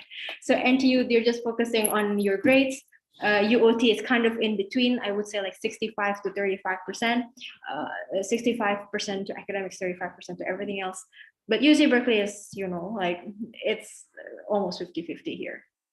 But yeah, if you're thinking of like STEM, right? This part is data science and physical science. I think first and foremost, you have to really show like strong academic performance here, which is good. But the fact that you're currently doing national curriculum, it has no impact on the NTU, definitely. But for UC Berkeley, you might want again to take the AP exam to compensate for the curriculum, because it's not as well known as IB or the other international curriculum. Push this SAT up. But the good news is that you are still in grade 10. And then for the extracurricular activities, do more activities that are related to your intended major, because at the moment your brand is not really shown here. MU, by no means, right, MUN is bad, but this is, like you have, because the fact that you are planning to apply for data science or physical science means you have to, like show some evidence, if not a lot of evidence, that you are interested in that field. That applies for the UC Berkeley. Okay, all right, let's take a look at the stats again here. So profile number 2, this is the overall, right? So this is how you stand at the moment. And then this is for UC Berkeley. Yeah, focus on the SAT, push up your level, your activity level. By the way, SAT subject is discontinued, so you can like ignore this. But yeah, there are still some way to go here. Obviously, you have to push your academics, and then academics here, keep it up, and then the SAT, and then the activities. Okay, all right. So I guess we don't have time to go to the third profile, but oh well. So next time, okay. Now I want to basically bring or not bring, like call one of my mentees here. Raisa, are you there? I hope you're there. I hope you're not sleeping yet. Hello. Oh yay! Good morning. Sorry to keep you Morning. waiting. Okay, so Raisa, since you're here, right? Like and we've discussed about this profile and everything. We've also, like debunked some misconceptions earlier this session. I have like maybe like 3 questions to you. First, how would you rate your academic and non-academic profile? I think that there are pros and cons to both my academic and my non-academic profile. So starting with my academic profile, I go to British School Jakarta, so we don't have like a full-on GPA. But what the curriculum is basically for grades 9 and 10, you take the IGCSE, which is the International General Certificate of Secondary Education. And that's ranked on an A to A star to E base. And it's a general examination you take at the end of grade 10. So for that, I took 11 subjects and I got 9 A stars and 2 A's. And I also had an award for the highest in Indonesia. So that was and then after that, I took the IB for grades 11 and 12. So I think I had quite a strong IB throughout. My final predicted grade was 44. And starting from the beginning of grade 11, I already had a 40 IB to begin with. So this was kind of like, again, in terms of general transcript, I think that I had quite a strong transcript. However, because I procrastinated, I went test optional because I didn't apply for the SAT until March, and that was when COVID happened. So then every single time I tried to sign up the following year, so I tried to sign up in June, tried to sign up in August and September, they kept getting canceled. So unfortunately, I went test optional, which I think is probably one of the weak spots of my in terms of my application. However, it's also important to remember that this year, for the cycle of 2021 admission, that a lot of schools, for example, the UCs, actually went test blind. So whether you did submit an SAT, they won't take that into account. So that was like kind of lucky. In terms of my non-academic profile, I feel like there were strengths and weaknesses. I feel like I had a few leadership roles coming into school. I did I was the president and founder of some organizations, started a few businesses. However, I feel like because I was I was a bit lost in the beginning, so I started quite late. I didn't join all in, and I didn't really focus on what I wanted to do until grade 10. So I kind of lost that time to really think about what activities I wanted to do. So by the end of it, I kind of had activities that I've started for around 1 or 2 years, or maybe even a few months, and there wasn't enough time for all of the activities to come into fruition to really udah matang banget until it's very strong on my application. So I feel like that was the biggest issue when it came to the non-academic profile, is that, and also because I didn't have time and I wasn't really thinking too strongly about what I wanted to do, that I didn't really join many competitions, things like that. I mean, I had a few math competitions that I had awards for, and a few biology competitions, but it was nothing that was super streamlined to what I wanted to do, especially in relation to my major. So I feel like that was the main issue with my non-academic profile. Right, thank you. But you still get accepted to so many universities. Can you tell us where you get accepted to? So I applied to the UK and the US. So from the UK, I got accepted to King's College London, Bath, Warwick, University College London, and I'm still waiting on LSE because they postponed the announcement date again to 7th of May. And in the US, I got accepted to Babson and Northeastern for early action. I got an honors scholarship from Northeastern. I also got accepted to UCLA and UC Berkeley. Wow. Okay. Congratulations again. Yeah. Okay. And what do you think is your brand? Your personal brand? I feel like towards the end of it, I found that one of the greatest emphasis I had was because I was interested in studying economics. I wanted like a big goal of mine and a big part of my personal brand was using economics and education in order to fix wealth gaps. And that was one of the main issues that I was focused on. I had a big focus on education in terms of my project and using business and education to kind of help fix the wealth gap and the economy. So that was like my main focus and kind of what I wanted to show, because I think it was important to show that there was a bigger scale and a bigger global issue that I wanted to fix, and one that I was actually passionate in. Right. Thank you so much. And how long do you think you develop like all this profile throughout the years? And maybe like if you can give some tips on the how part. So developing my profile, I feel like, again, as I said, I started quite late. So I started at the beginning of grade 10, sorry. And when I started in the beginning of grade 10, what I wanted to do and what I was passionate in was completely different to what I ended up with, like in terms of personal brand. So at the beginning of grade 10, I thought I was interested in the environment and like kind of like using business and to make the world more green, things like that. But as I like went on, I realized that, am I actually interested in that, or is it something that I was doing more because, oh yeah, that's what everyone else was doing, that's how I would want to create a strong profile for university. So that was like the first main mistake. So I feel like during grade 11 I wasted a lot of my time doing projects and things that I wasn't actually interested in and that I wasn't actually passionate about. And that kind of I feel like not only wasted a lot of my time, but I feel like this is why like you start earlier. So you're as a child, as a student, you kind of have the chance to explore, and so you know your likes and dislikes. And you can like, if you start in grade 7, for example, you have the time to fall back. You have the time, if you decide you don't like something, you can still change. And so I began to like really feel like passionate towards like business, economics, and things like that when I got into grade 11 and I started doing projects. So I kind of had like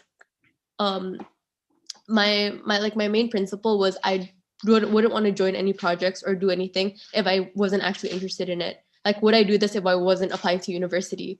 So I kept everything to things I'm very passionate about.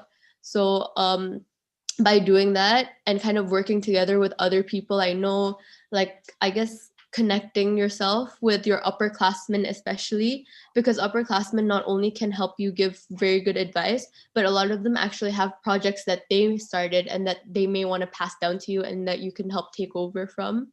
So like that was like a lot of things I did. And I feel like one of like my main projects, which is like an education based project, is like the main thing I did, what I was able to do is I was able to connect with a bigger company. So I was able to connect with Crimson Education, which is one of the biggest education consulting companies globally.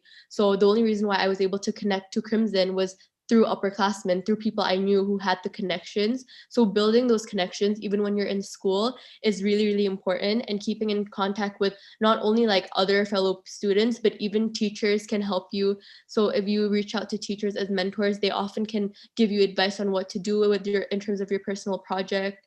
And like with my personal project, like a lot of my teachers were able to kind of help me, like connect me with people who had experience. Even my mentor at All In, Kak Defi, helped me connect. Like I was connected to Kak Sharon when I was doing a project creating a protein drink business, and Kak Defi managed to connect me to Kak Sharon, who was a nutritionist, and they both gave me a lot of advice on marketing, on creating the product itself. So really utilizing your connections and people you know would help scale up your projects, because what you have to remember that when you're applying to these universities, they'll know if you care and they'll know if you like something or if you don't like something, and they can see through the timeline. Like if you've been doing something for like only like 3 months, like did you do this last minute just because you wanted to go to university, just because the application process was coming up, or did you do it? Or whereas if you've been doing it for 4 years, it's like, oh, this person actually has a passion and an interest in it. And the application process, what I've been seeing is it's been getting super duper competitive. And a lot of students are creating their own businesses. A lot of students are writing their own research papers. So whatever you do, it's important to focus on yourself, focus on what you like, but also remember to show off a unique side of you and to really showcase your personal brand. Because I don't think universities really want a well-rounded student. They want a very tailored student that can contribute to their well-rounded environment as a whole school and as a whole university. So I feel like that's my main emphasis, is do what you love. Wow, Raisa, well said. Thank you so much for helping me communicate this importance. Okay, thank you so much, Raisa. And sorry to disturb your morning. I know like you're currently, go have fun for your weekend and stuff. And also, Mike, thank you so much for your time. So, and I know like this is super late in upstate New York. Amanda actually already left because it's almost midnight, I think, if not already midnight, and she has to wake up at 3 or 4 a.m. buat sahur, right? So like, okay, thank you everyone for helping me. And everyone else, the audience, please stay tuned because I'm going to recap everything that we've discussed here. So what are basically the four aspects, right, for top university preparation?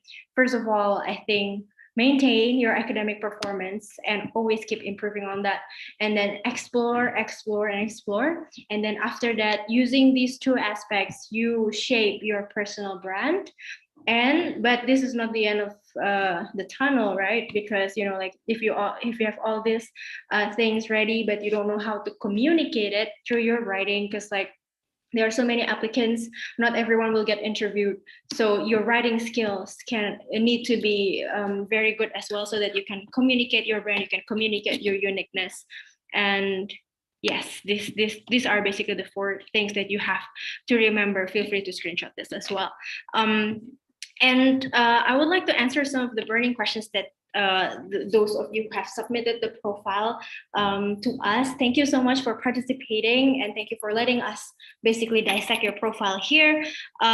So one of the most asked questions that how am I going to be able to improve my chances through the extracurricular activities. So you guys need to know first, like how the admission officers evaluate the extracurricular. So we have like 4 tierings here. So tier 1, tier 2, tier 3, and tier 4.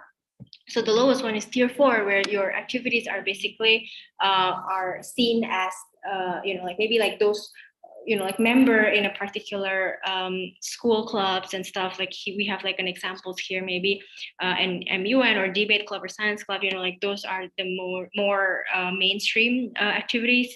And then maybe like playing instrument, like a lot of Asians do that, including Indonesians, and volunteering as well. So these are tier 4 activities. And tier 3, like one tier up is basically like have like some leadership position, and maybe like some moderate achievements in the clubs or organizations that you're part of. Maybe you're a treasurer or secretary. And tier 2 is basically if as you become like the leader in your club, a president in an existing club, maybe like winning some city level award for any kinds of activities or competition or sports tournaments, and also maybe like like even music as well, right? So this is tier 2, and the tier 1 is basically involves like superior leadership and rare, the ones that rare, maybe like winning a national award, top field in a particular activity. Maybe you're like a national or regional athlete. You have been selected for prestigious or selective programs previously, and you're a founder of maybe like regional or city or even national like organizations, and maybe have some news coverage or quite well known basically, or you have like a big impact collaborating with other corporates or organizations out there that are more established to spread your organization's wing. So these are the tier 1 activities. But there is actually no such thing as a bad extracurricular, because just like Raisa mentioned, though, like make sure that whatever activities that you do is for your exploration, is something that you really enjoy and not for the sake of university applications. So if you want to play music, you want to do like cooking, you want to, like do rock climbing and all that, whether or not it's relevant to your university majors or not, if you like it, then do it. Okay, like don't like confine yourself like, oh, this is not relevant for my university application, this is, if I do this, then I may not have time to do another thing that is more relevant to university application. Don't do that, right? Because at the end of the day, you're still human, and you want to make sure that you can finish the battle here, right? The admission battle here on a high note, and you don't want to get burned out along the way. So like any kinds of extracurricular activities are good as long as you're interested in it and you're enjoying and learning about new and newer things every day. Okay, but these are basically like how you should shape your extracurricular activities for the selective admission. Probably this is what Raisa mentioned, right? Like not rather than like well-rounded breadth, but focus more on the specialized depth. So like focus on this part on the right side. So what does it mean in terms of the tiering of the activities? We call this as juxtapositional depth. I'm sorry for the complicated terms, but essentially it's like a combination of maybe 2 tier 1 activities in different area, or 2 plus tier 2 activities in 2 or more, or 2 or 3 more areas, something like that. Right. But anyway, the overall goal is to tell a unique story about your interests and passions that is hard to replicate. So at the end of the day, it's about your brand. This is useful for, again, top universities, US universities, and scholarship applications. Okay. All right. So these are the key qualities for your extracurricular activities. You have to showcase your academic and personal interests. Entrepreneurial spirits. This is entrepreneurial spirit is basically not like a skill, it's more about a mindset. So like when you have entrepreneurial spirit, you don't have to be a businessman here. Okay, like basically you have to be bold, take calculated risk, and always willing to hustle and carve your own path. So this is what I mean by having an entrepreneurial spirit. So show like how you struggle, show like how you get your proposal approved by your school and all that, right? That's basically entrepreneurial spirit. And the last one is make direct impact, whether it's for your immediate family, your school, your friends, or your organizations, or even like just your neighborhood in general, right? So these are the 3 things that the admission officers wanted to see in your extracurricular activities. So that's why Raisa earlier mentioned, don't do it just for the sake of the university application, because then you will get burned out. Okay, so, and this is like how we can help. So as part of the all-in mentoring program, we will help you from strategizing your profile, just like, and reviewing your profile, just like we did just now. And then we help you plan the process. We help you execute as well, just like Raisa mentioned earlier. And we will also help you to scale the impact as well by connecting you to a bunch of different organizations where you can collaborate with. And this is like where you should work with us.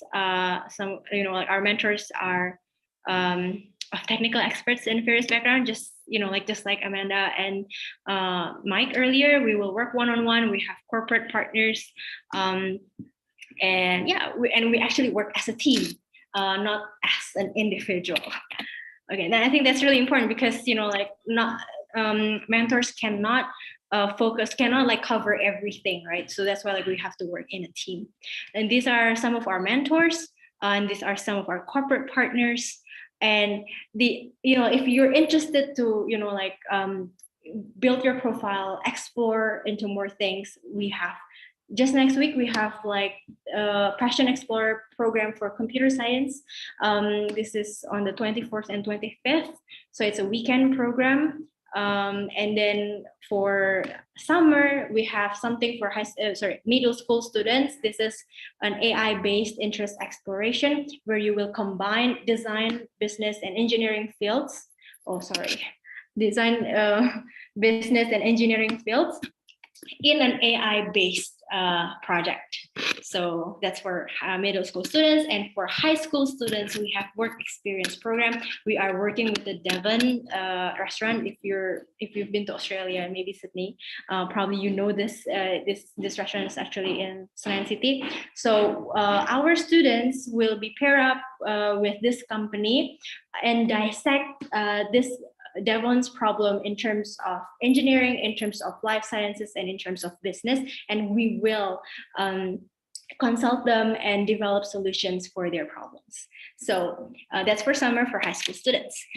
Okay, and for parents here, we would like to ask for your help for this parent survey, because we want to always improve our programs and services. So please, if you don't mind, fill out the survey, and we have an appreciation gift for you if you do the survey. And actually, like, we are willing to also like let you try our either work experience program in the summer or the AI based interest exploration for middle school students, if you also basically do or fill out the survey. So thank you very much. And also, this is again for today's session. I would love to hear feedback from you, like which part you don't like about the session, which part we should improve, and so on and so forth. And thank you, Rizka. I think Rizka has already put the links to both the parent survey as well as the feedback form for today's session on the chat. Thank you so much for your participation. Finally, actually, I finished on time. I'm so proud. And after this, we are going to announce the scholarship winner here. So everyone's ready? Thank you so much. Yeah, by the way, I think we received like a lot of mentoring scholarship applications here. And for those of you who are not yet know probably about what we're doing here, as part of our expression of gratitude for everyone who has been supporting us throughout the past 5 years, whether it's parents, students, teachers, corporate partners, alumni, and also, of course, like the entire All-In team here. We would like to extend a mentoring scholarship for grade 11 students who are thinking of applying to university abroad. And as part of that, that's why like we want this mentoring scholarship to help them carve their pathway, just like how all these stakeholders have been helping All-In to carve our pathway as well in the past 5 years. So this is part of our gratitude, basically, and I hope this will help more students who wanted to study abroad, and also can inspire everyone else who are thinking the same. So I hope the winners are here. Let's see. Let's see. Oh yeah, the person is here. So I'm not going to discuss. I'm pretty sure like a lot of you like think will be asking like, oh, how did you guys like assess the profile and stuff. We did interviews for almost all of the applicants. Unfortunately, we cannot do all of we cannot invite everyone for the interviews because we simply are running out of time. For those who we interviewed, like we basically want to get better understanding from the profile that we already received. And then again, like this scholarship is not a merit scholarship. This is a need-based scholarship, meaning we are giving this scholarship for those who actually need help financially as well. So of course, but we'll still like, assess the achievements and everything, just like we did earlier in the session. But we are dedicating this mentorship program scholarship for those who actually have financial need. Okay, so ready? Okay, without further ado, I don't know, like we don't have like this music or whatnot, just like, any other show on TV. But yeah, hopefully everyone is excited about this. And the winner of the scholarship, the mentoring scholarship, this year in 2021, as part of our 5th anniversary event, is ta-da, Natasha. Hi, Natasha. Are you there? Let's see. Congratulations, Natasha. Good job. Is Natasha here? Hi, yes, I'm here. Hi. Hi, Natasha. Can you show your face? I want to see.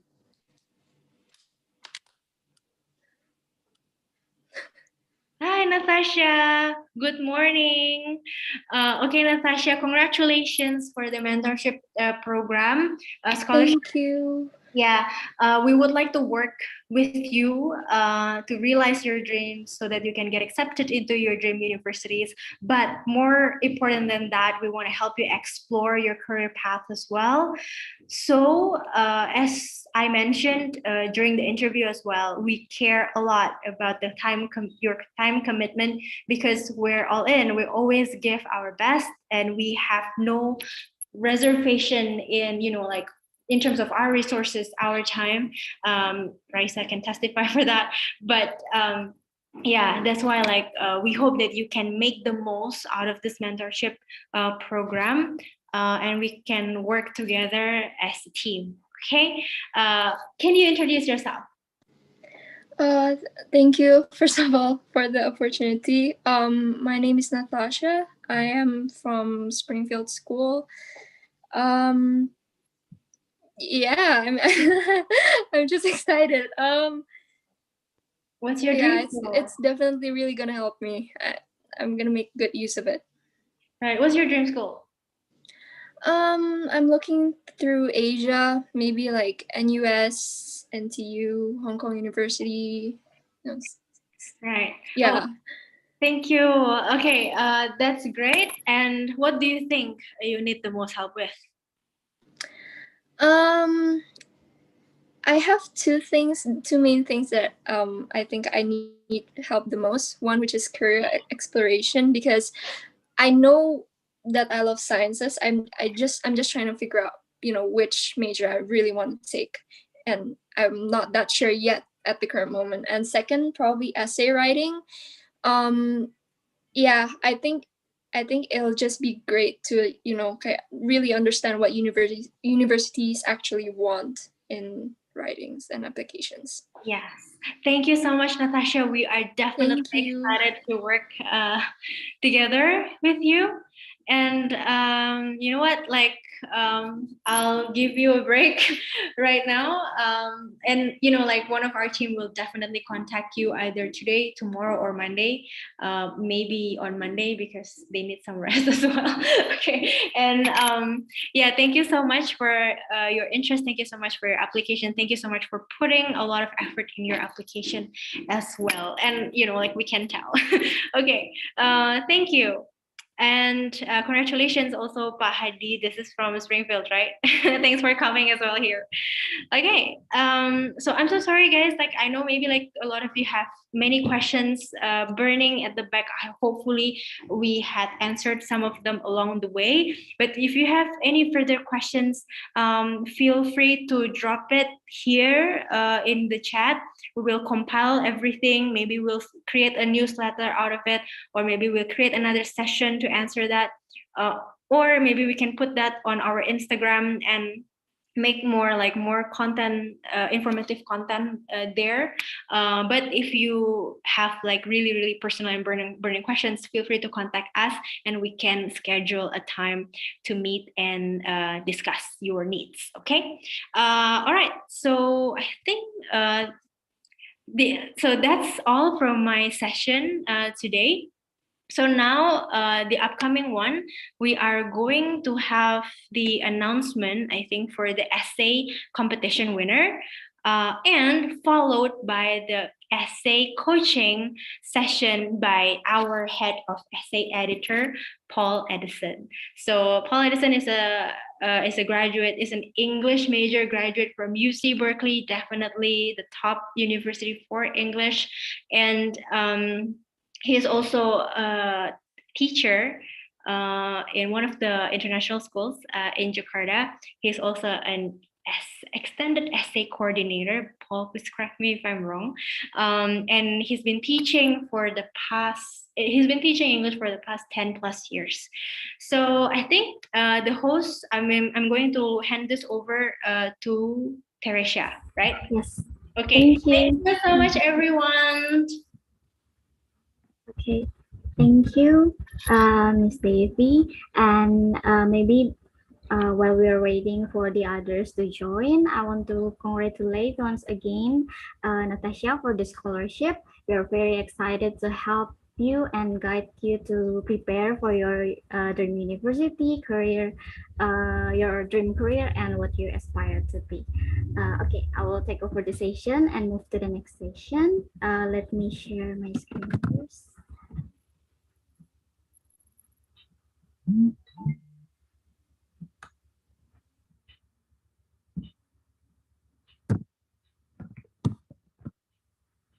Okay, thank you everyone for participating in our anniversary celebration.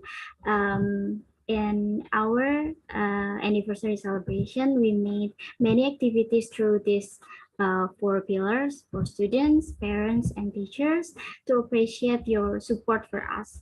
From academic performance, we had scholarship, info sessions, students profile review sessions, and then exploration, we had career coaching and our alumni sharing.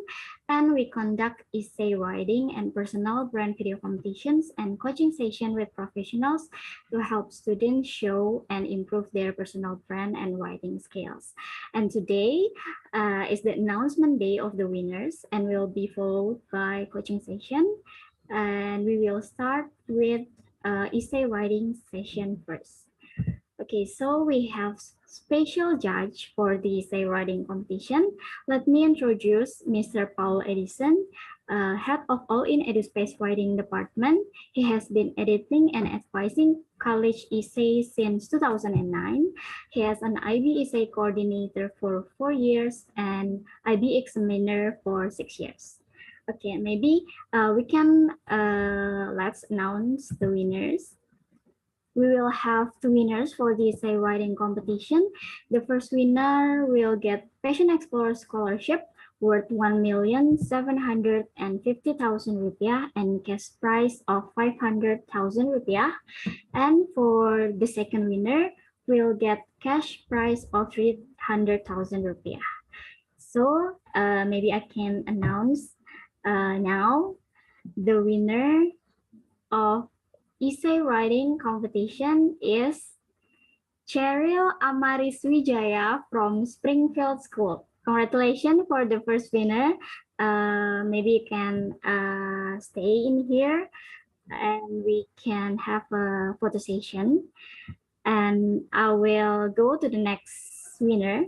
The second winner of essay writing competition is Emily Clarence from Cahaya Bangsa Classical School. Okay, congratulations for all the winners. Please kindly stay in here until maybe until 12:45 because we will have photo session and we will give some information regarding the prizes. Okay, once again, congratulations for the winners.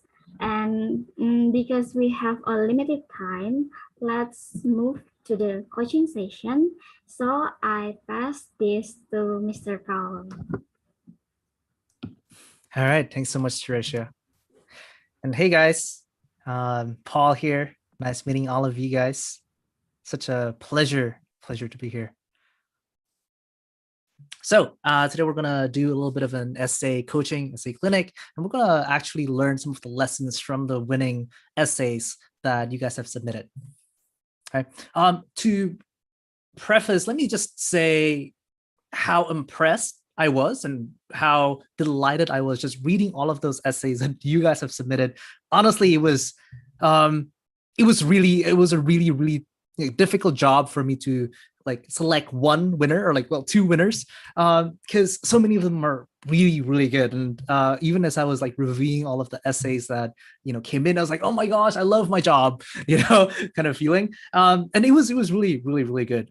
Thanks so much. I really appreciate you guys sharing your thoughts. And I know that school can be busy, and a lot of people are demotivated because of the whole like online learning thing and the pandemic thing, and going through puberty at the same time. That's difficult, right? All of those things, one after another, all of those things are difficult. And I'm really, really happy with like all of the perspectives and points of view that you guys have shared, all the efforts that you guys have put in. So thank you so much. I really, really appreciate it. All right. Now we're here to talk about some essay writing. Okay. So a lot of people ask me when they have to write an essay, like, well, what should I write about? So it really depends on the sort of essay that you're writing. And when it comes to like the sort of essay that you would write for scholarship or like application essay or like college essay, those are like the sort of personal essays that we'll be focusing on today.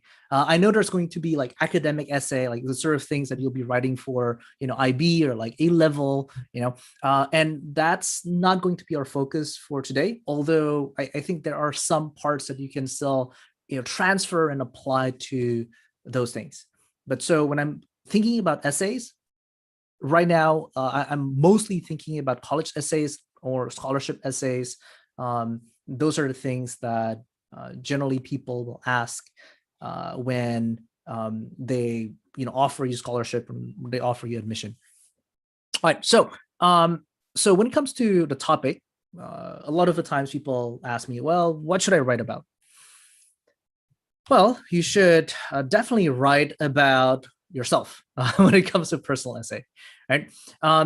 And a lot of the times I think what I have seen is that people don't like talking about themselves. And this is especially true when it comes to students in Asia or students in Indonesia specifically, right? There's always that, I don't know, like a degree of shyness. Like people are reluctant to talk about themselves, because maybe it's part of our Asian upbringing, right? We think of writing as writing about myself. Like I maybe I don't want to talk about it. Like yeah, I'm good, but it's not really something to be boastful about.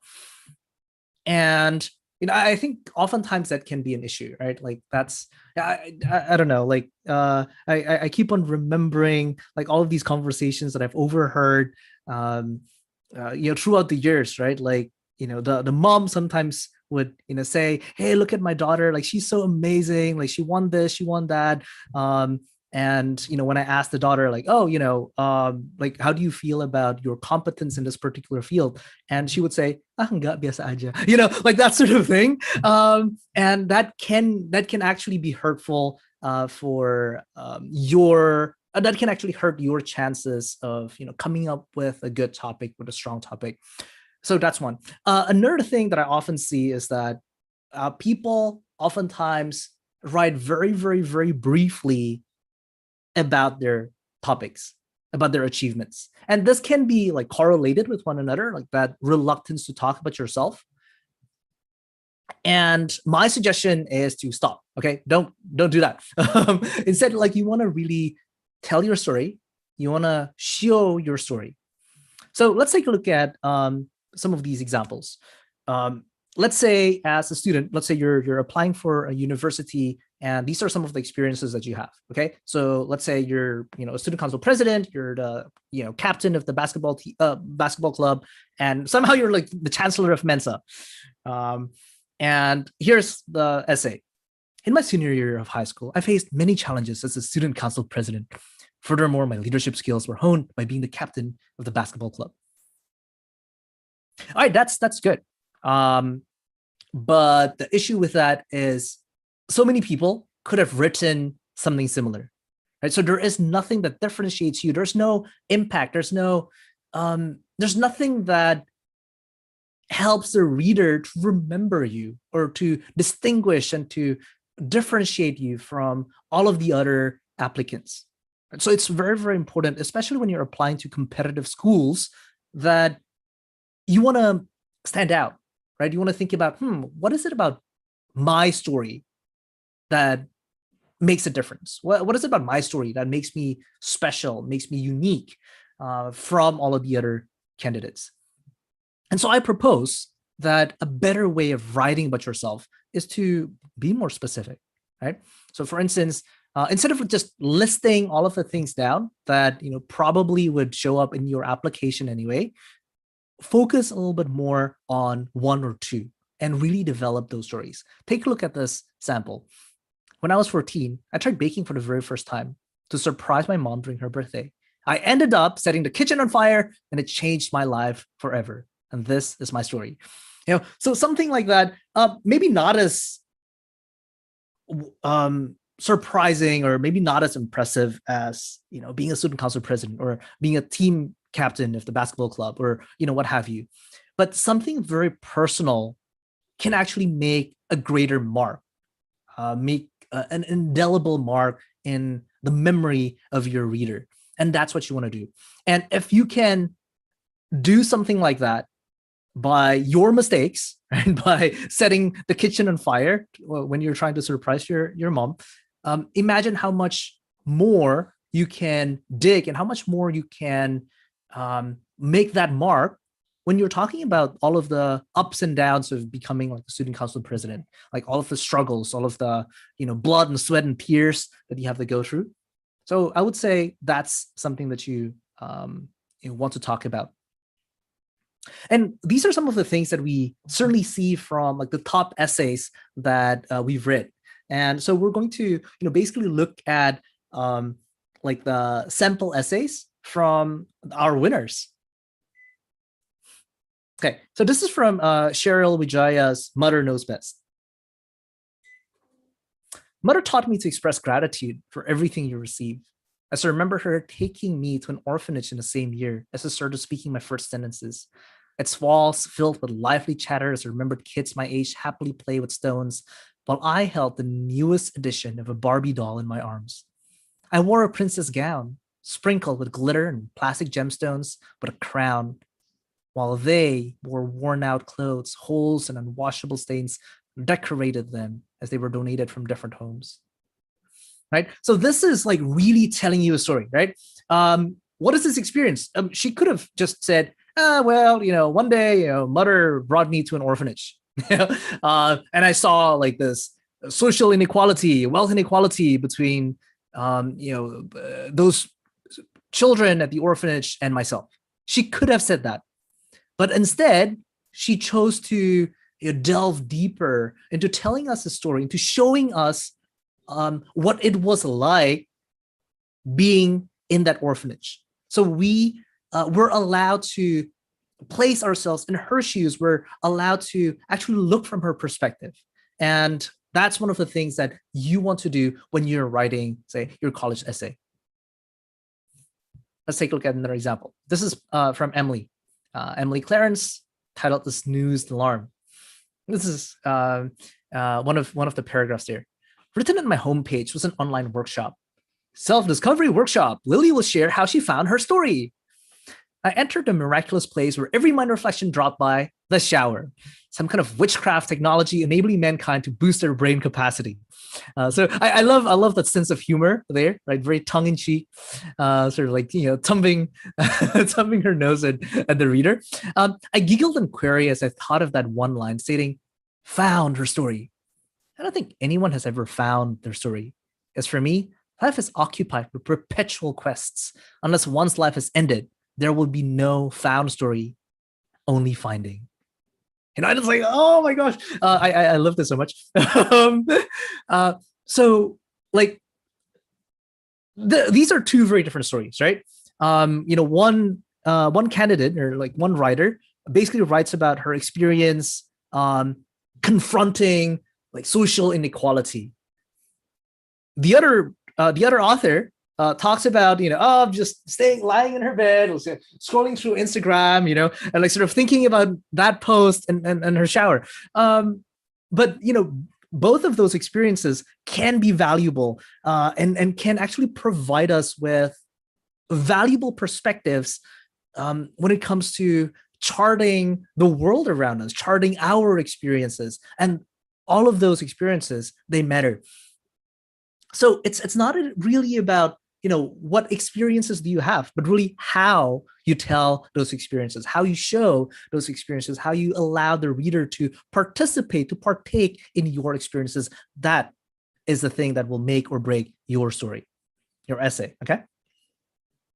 All right. Let's move on. So basically, that's how you choose a topic. So you want to basically show your story. You want to think about, how can I make sure that my story pops? That's how you do it.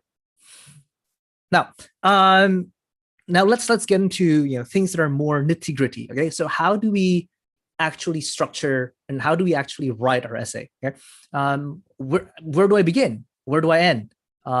Should I begin with a dictionary definition? Right, that's a very cliche way of doing it. And the answer is no. Don't try your best not to do that. Okay, so how should we begin? Well, okay, I suppose sometimes you can, in very, very rare cases, begin with a quote.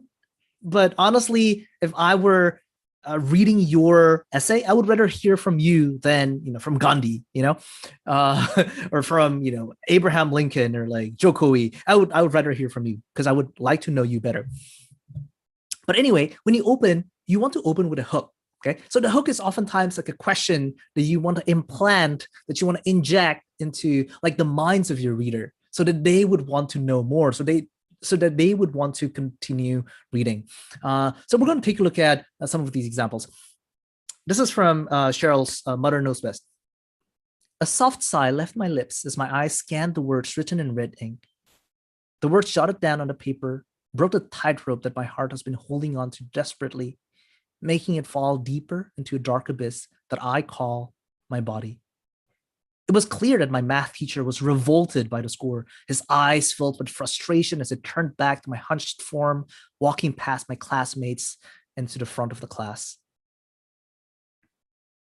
All right, so this is so good. And I think what I really like about this is that, other than the language, right? Other than the language, is that it makes me want to know more. Right. So the teacher is revolted.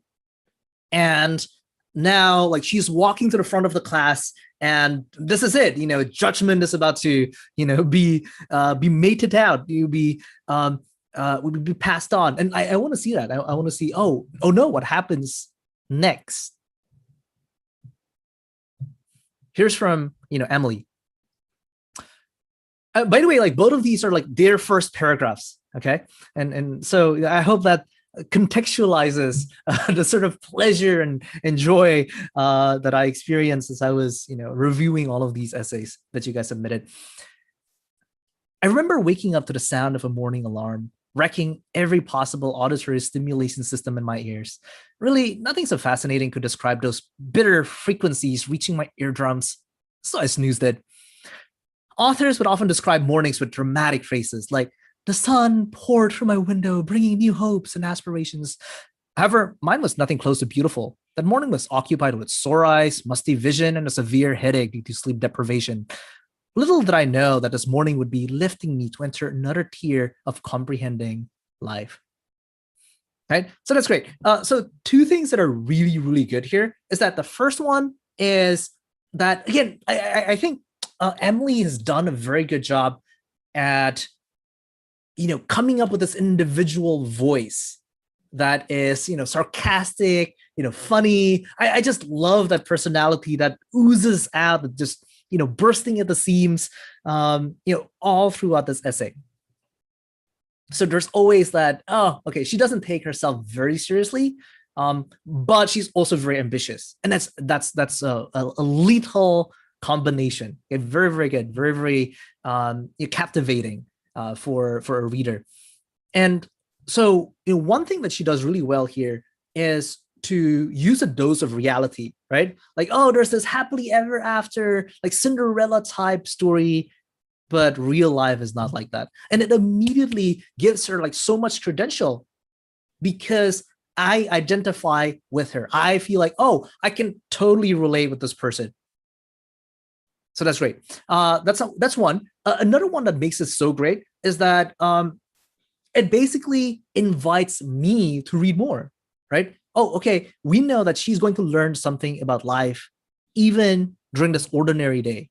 And I want to know what that is, right? What is that next tier of life comprehension that she has learned?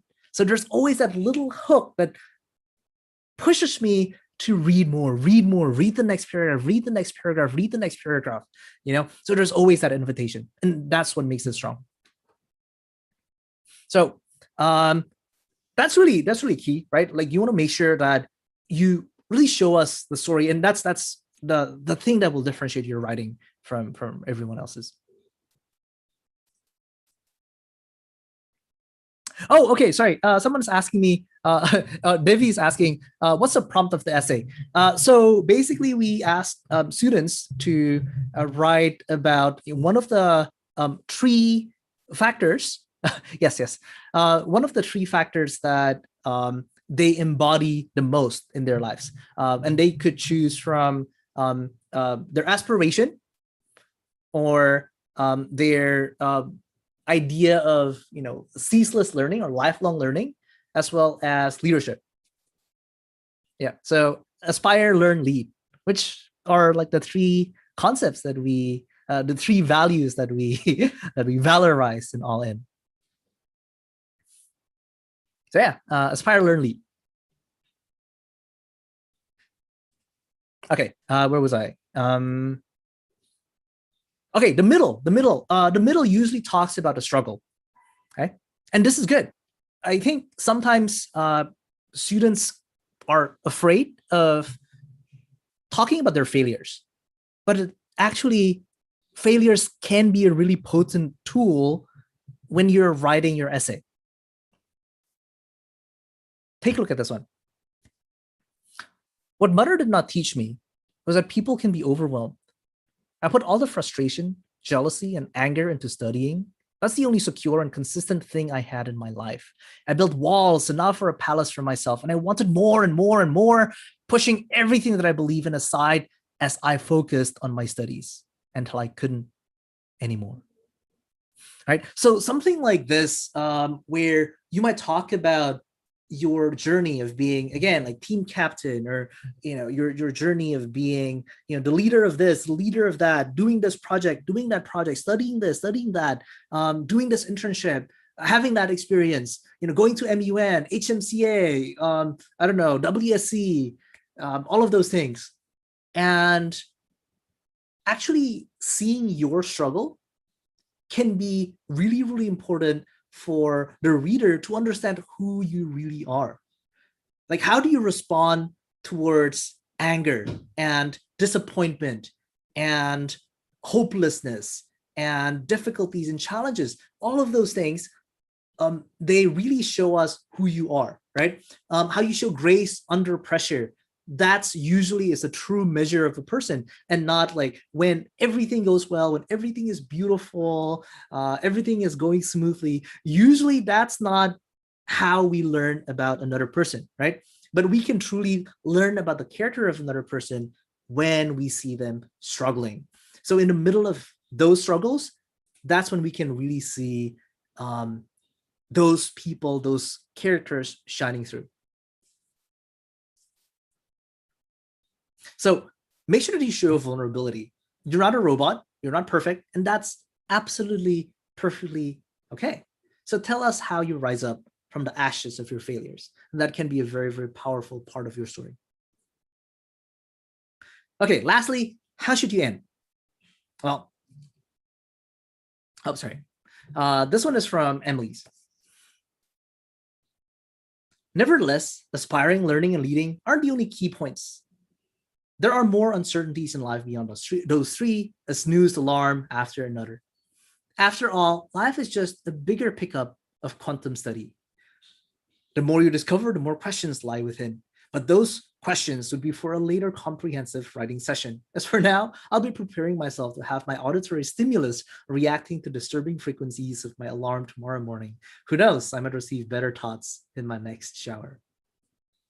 So there are a few things that are really good here. The first one is that it promises us something more, right? That even though she's written about, all of these like thoughtful things about her reflections, there are things to come. There are greater things to come. And I think that's always like a good attitude to have, like that you show yourself as someone who is not easily satisfied with yourself, but you always look at yourself and you look at all of your achievements and you think to yourself, I can do better than that. So that always that constant striving for something that is better, while you are celebrating all of your victories, right? While you're celebrating who you are, but you keep in mind that, oh, okay, I'm super young. I still have my entire life ahead of me. And, I want to think about those things. I want to, make sure that I would be able to shine even brighter in the future. And that's what I'm promising my reader. So I think that's a good way to think about it, right? So the end of your survey is just another beginning to your journey. Okay. So the end of your essay is the beginning of your journey. So if you think of it in that way, then you can always, come up with like a more positive outlook for the future. So that's one. Another thing that I really like about this is the sense of coming back to the beginning, right? So remember how, Emily started her essay by talking about, auditory stimulus of her, of her alarm, okay, that she snoozed. And then she, talks about shower and like meditating in the shower and like, getting her eureka moment in the shower. And so at the end, she returns to that. And that kind of technique is very, very common in fiction. And for some reason, it usually gives us a sense of closure. Like, there's a sense of, structure, there's a sense of form here. So in terms of an organization technique, like this is really, really good. And this is really, really helpful when you can begin in a way where you start just different. So in other words, like you're not ending exactly where you begin, but it still has some of the similar notes that are familiar, but you're a different person. You're someone who's more mature. You're someone who's slightly wiser, and you look forward to the future. That's a really good way to end. So yeah, it's a good way to end with her reflection. You are not yet where you want to be. Eventually you will, but you're not yet where you want to be. You're just about to step into an even greater adventure, with the help of the scholarship or, by attending this university. Okay, now we're going to zoom even further in, okay? And we're going to look at the language. How am I supposed to write all of these things? How do I words? And oftentimes these are some of the things that, I think students struggle with. Okay, so we're gonna take a look at some principles that can really help you spruce up your writing. And then we're going to take a look at the samples from Cheryl and Emily. Okay, let's take a look at this sample. Okay, and this is a sample of a personal essay written for a common app application. Sorry, more context. This is a student applying to med school. And this is what she wrote. I stared at the beige wallpaper for a long time. It was way past the end of my 10-hour shift, and my hair, pasted onto my forehead, smelled as if I had just lettered with hand sanitizer. Beside me was the trauma surgeon and the soft, rhythmic sound of needle and flesh, of ripped human skin pulled tautly together by a thread. I glanced at the chart for the 100th time. 12-year-old male, severe blunt trauma, multiple abdominal lacerations, guts spilling all over the ER floor. I mentally added, they forgot to put that one on the chart. Thus ended my first day as an emergency care assistant at Mount Roswell. Okay, so what can we learn from this sample? First, using sensory details is really, really important. Okay, and I've touched upon this earlier, that you want to, when you're telling your story, when you're showing your story, you want to make sure that the audience, that your reader can actually relate to your experience, right? And the best way to do that, the easiest way to do that as well, is to use all of these sensory details to stimulate all of these senses of your reader. So their sense of sight and touch and smell and hearing, right? All of those things. If they can feel all of those things, then it's very easy for them to relate to your experience, even though your experience might be unique and might be remote from their own culture and background and upbringing. So if you look at this, there are so many sensory details, right? You have visual, like, oh, it's beige, and my hair pasted onto my forehead.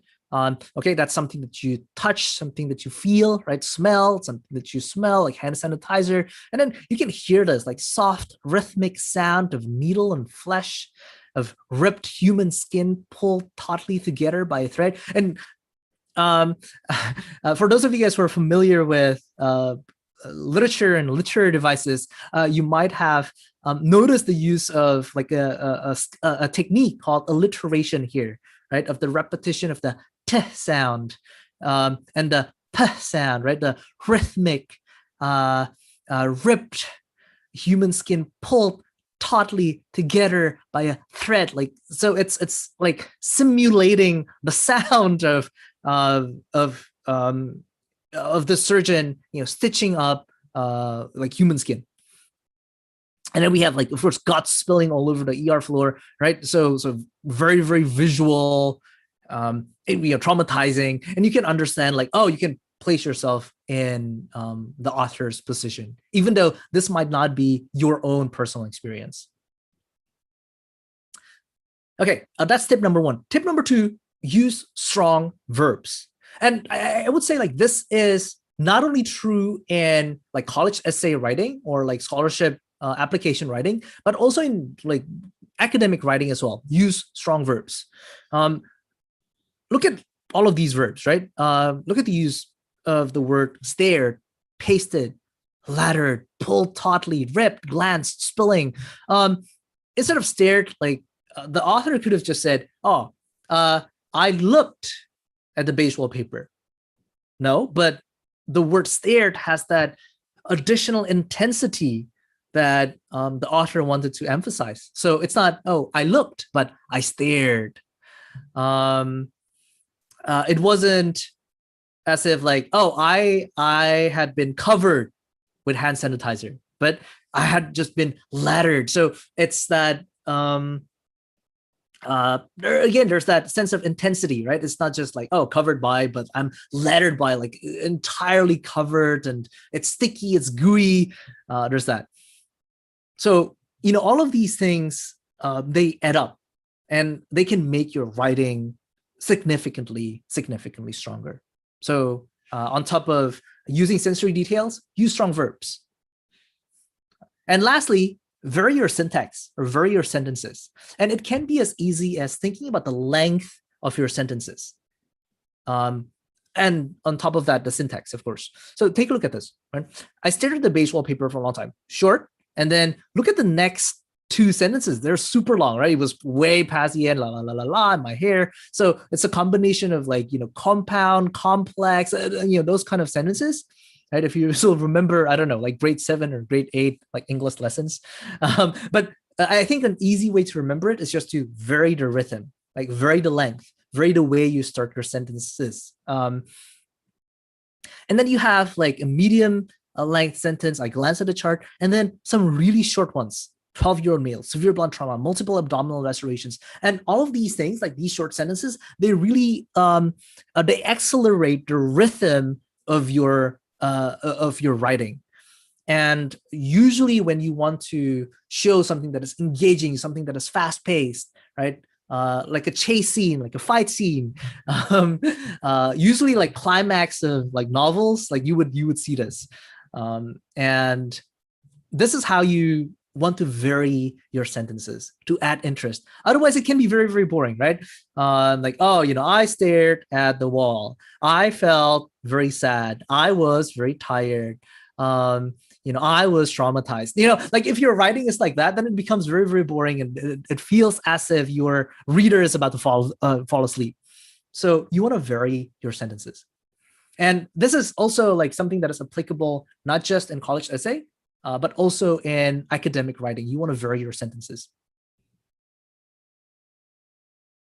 Okay, we're going to take a look at like this paragraph by Cheryl from Mother Knows Best. Yeah, I could feel envy crawling after me, hissing and rattling as its long green scales wrapped around a wine glass in front of me, serving me like I'm its ruler.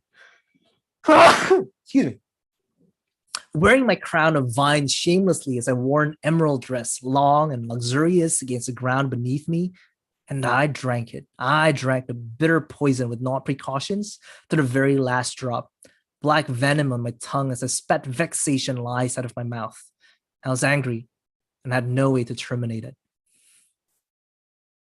Right. So, this is so good. Right, there's this. For those of you guys familiar with, again, literary techniques, this is something that is called extended metaphor or implied metaphor. Basically, she's comparing envy with this snake or like giant serpent, something like that, like serpentine, without ever actually using the word serpent or snake, right? But from like hissing, rattling, green scales, poison, venom, emerald, right? All of those images, right? All of those sensory details, they tell us that, oh, okay, there's something serpentine about it, about envy. And you can, that's a very, very strong image and a very sophisticated way of doing it. So I like that. We also see like the rhythm here, right? Like the first sentence, like super long, and then, and I drank it, right? So there is that variation in rhythm.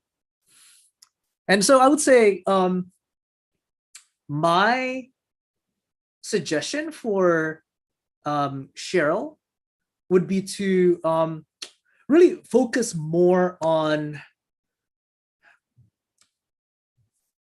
sticking to the topic. Yes, it's a really good use of language, very, very impressive. But you also want to make sure that your reader knows what you're talking about, and always going back to the topic, always going back to the topic, always going back to the topic. I think that's important. So on one hand, yes, write like this. On the other hand, stick to the topic. So let's take a look at another example. And I know that a lot of people cannot write like that, right? And a lot of people cannot write like, oh, using this flowery language, using this extended metaphor, like, oh, my envy is like a snake. It's difficult to write like that. And some of you guys, for some of you guys, that's just not your style. And I think that's why a combination of like Cheryl and like Emily's writing, they really show like really the best of both worlds. And while I would say Cheryl's writing is more similar to, I don't know, like a romantic period poet, like Wordsworth or like Byron, that kind of writing style, right? Very romantic and there's that sense of drama. Emily's is more like a very modern writer, right? If you think of Carrie from Sex and the City, or like Gossip Girl kind of writing, then like that's kind of her writing style, like very sharp, witty, at times self-deprecating, but it's very, very smart. So this is that style of writing where you can also show your ability and show like a really good writing style without having to be, flowery and literary. Let's take a look at this one. The same goes for aspirations. You're not supposed to just dream of one thing and end there. The concept of being able to attain a perfectly euphoric life after a triumph on a single aspiration would be hilarious. One's combat with life doesn't stop after succeeding a single chapter. Instead, the pursuit of something greater beyond a single aspiration would be the spark to start the fire. Thereupon, that's where we're starting, boasting off one's massive aspirations. Gen Z has always been about dreamers. Our generation's built of aspiring students, berserk creativity, soft hearts, yet at the same time, unfiltered judgments. Okay, so there's no huge overarching metaphor here, but if you look at the language, it's so good. Like the concept of being able to attain a perfectly euphoric life, right? Like immediately great use of language, right? Euphoric life after a triumph. And there are some metaphors here, right? One's combat with life. Oh, so life is a battle. Life is a struggle. Okay, doesn't stop after succeeding a single chapter. Oh, so your life is like a book. I generally, and this is my own personal view, I would say do not mix your metaphors, because it can feel a little bit weird. So is life a combat or is life a book? If you want to use like different metaphors, use different sentences instead of like sticking everything into one. So there's that. Instead, the pursuit of something greater beyond a single aspiration would be the spark to start the fire. Again, right? Like aspiration, life is, or ideas is, lighting things on fire, right? That eureka moment. Again, there's a lot of that, motif that is being repeated throughout her essay, and that's one of the things that makes it really good. I absolutely am in love with this phrase, berserk creativity. It's so good, right? Like it's not just any creativity, but already like berserk has that implication of, I don't know, vivacity, of so much life that you can't control it. It's just like bursting out of you, and it's so great. And so I think like that's really key. And it's and there's that juxtaposition as well. There's that contrast. On one hand, you have this berserk creativity, and then you have soft and gentle hearts. I'm not sure if I would use like soft hearts. I feel like probably like a stronger addiction would work there. Unfiltered judgments, right? Like really strong. Right? There's aspiration, there's creativity, there's sentiment and heart and love, and also judgments and being critical. Right? So I think it's a very sober view of life. So it's certainly one of those things that make this essay really stand out. So yeah, you don't necessarily have to write like super flowery, but even if you write with this very modern style, you can still vary your sentence patterns. You can still write something that's really strong. I would say don't be afraid of super short sentences. Sometimes your sentences can be like a single word. I know that your English teacher, your grammar teacher wouldn't say that that's correct. But when you're writing your college essay or scholarship application, that's part of your authorial license that would be understood.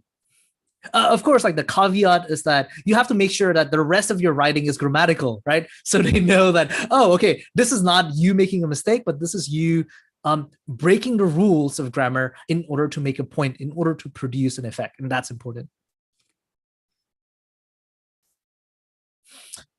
Okay, lastly, this is my last point. Okay, one more thing, and I feel like this is very important.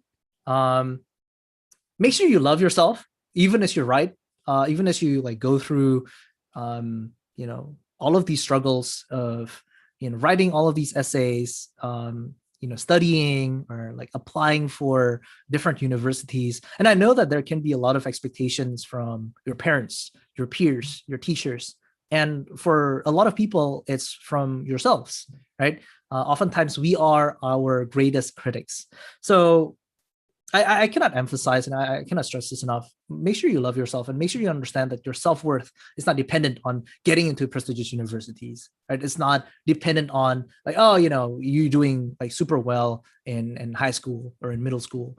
But it's ultimately it's about yourself, that you love yourself, that you understand that you have that inherent intrinsic self-worth that you should celebrate. And if you want to write well, I think that's really one of the secrets, right? You have to write, and of course, obviously, you want to live with that sort of attitude of celebrating yourself and understanding your own worth, apart from all of these bells and whistles of universities and so on and so forth. So yeah, that's me.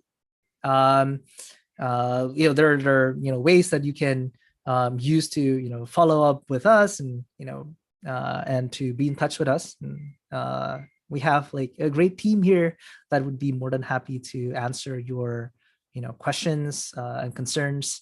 And yeah, that's that. Oh, sorry, one more thing. So we do have, if you are interested in learning more about writing essays, All In provides an IB writing course that you can take, where you will focus on IB writing. And I would say that that's what the course is tailored towards. But if you want to learn, general writing or academic writing in general, and how to improve your critical thinking skills, like that course can also help you, but perhaps to a lesser extent. And there's lesser focus towards that. But if you are wondering if that course is for you, please come talk to one of our All In staff. Okay, we still have 5 more minutes. I suppose I'll open the floor for questions.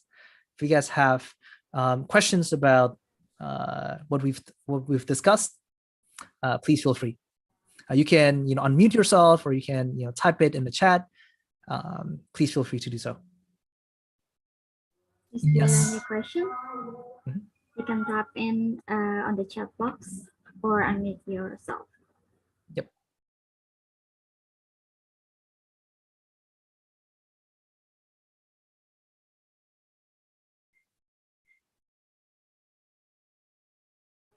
Maybe while waiting for the question, maybe I want to ask a question for Mr. Paul.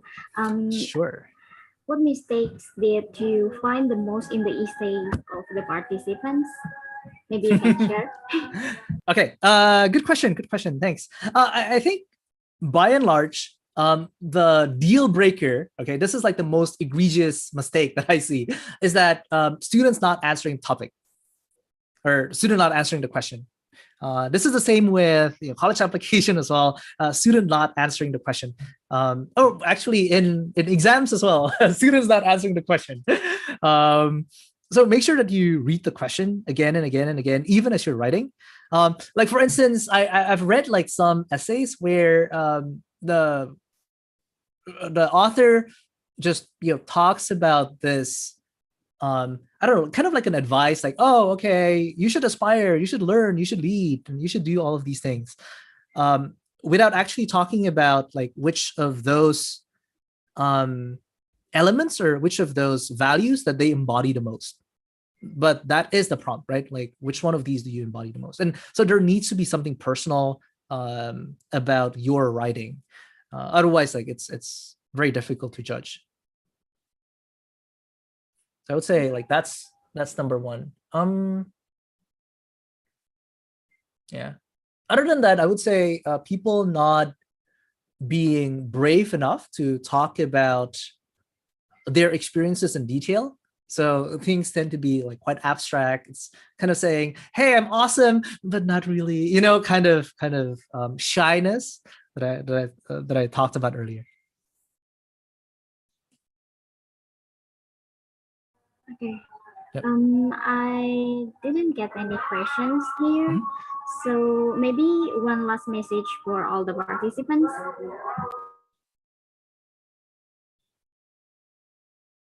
Do you have any? Oh, for me. Messages? Okay. Sorry, I thought you were about to say, I have one more message. Okay. I would say continue writing. Understand that writing is rewriting, right? In the sense that I think as writers, and all of you guys who have submitted, and I'm sure those of you guys who are in school, like whether you want to admit it or not, or whether you realize it or not, you are writers. And as writers, we have the luxury of playing around with time, and in a way, we can always press the undo button, right? We can always press backspace or delete. And so even if we make mistakes, we should forgive ourselves and we should learn from our mistakes. And it's all about rewriting. That's why like the first draft is oftentimes like called the vomit draft, because it's vomit. You can always revise it and you can make it better. So, always think about rewriting, always think about fixing your mistakes. And that's a privilege. That's really a luxury that a lot of other professions cannot boast. Like if you're a brain surgeon, like you cannot just say, whoops, I made a mistake. And there's no Control Z button there, okay? But for writers, you always have Control Z. So yeah, that's it. And yeah, all the best with your writing career. All the best with for those of you guys, especially applying for universities. Yeah, all the very best. And if you have questions, please come and talk to us. We would love to hear from you and would love to work together with you. Okay, thank you very much, Mr. Paul, for today. After this, we have personal brand video station. So maybe I want to thank you, Mr. Paul, for today and hope to see you again next time. Yep. Thanks so much, Tricia. And thanks everyone for your time. Bye-bye. Bye, thank you. And for everyone, please stay tuned because we still have the next session. Maybe we can have 5 minutes trial break. Okay.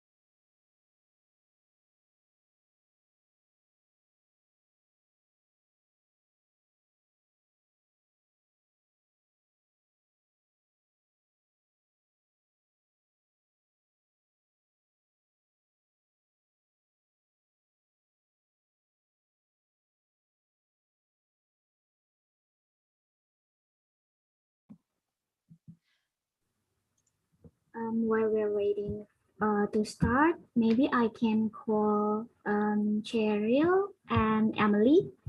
We can take a photo. Yep.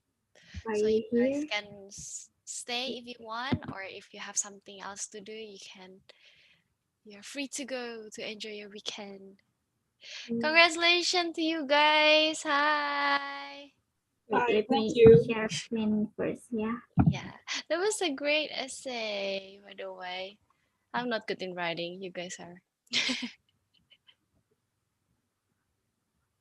Okay, let's just take a picture while everyone is having a little bit stretch, like 5-minute break, and you're waiting for Ifan from the video competition judges. Oh, Sheridan say that. Such a fan of your writing, guys. That was a good one. Okay, maybe we can start with first one.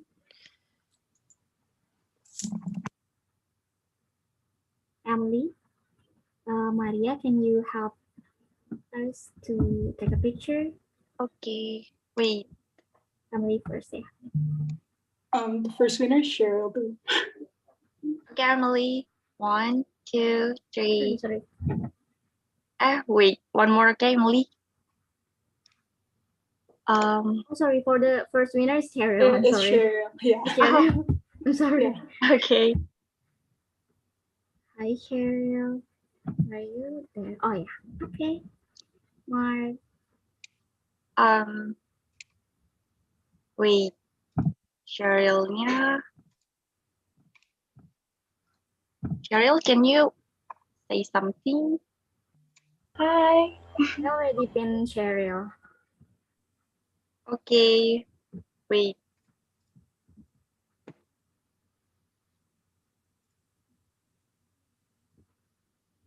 Wait, yeah.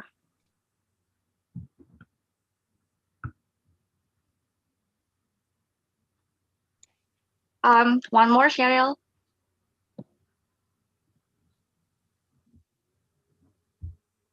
Say anything, maybe. I just want to say. Okay. Oh. Okay, it's done. You should just say cheese. Okay. Next, second winner, Emily. Maybe Emily can just like cheese. Yes. Just hold your breath like that. So Okay. your voice will be. Okay. Maybe you can say it. Oh, cheese. Okay. Okay, it's done. Okay, That's thank great. you. Thank you. Thank you and congratulations. Congrats. Thank you so much. Okay. Thank you. Okay, Ivan is here already. And is everyone back? Can you please just give us some emoticons? Just tell us whether you're back from your toilet break. Has someone? Anyone else? Anyone else? Oh, yeah. Everyone is here already. Okay, Teresia, you can take the floor. Okay, I will share my screen first.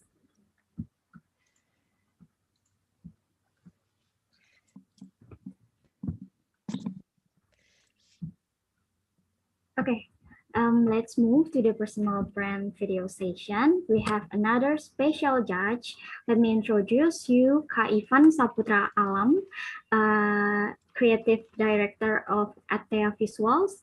So Atea Visuals delivered high quality production for entrepreneurs and companies, and they have worked with many artists on film and music video production. Hai Kak Ivan, boleh tolong nyalain kameranya? Halo, Kak Ivan. Hai, apa kabar Kak? Sorry, masih di mute. Oke, halo semuanya. Okay. Baik. Yap. Jadi mungkin aku lanjutin, kita langsung announce the winner dulu ya. So we will have one winner for the personal brand video competition. The winner will get Passion Explorer scholarship worth 1,750,000 rupiah and cash prize of 500,000 rupiah. So the winner of personal brand video competition is Nicole Chandra Wijaya from Surabaya Intercultural School. So let's check it out her video.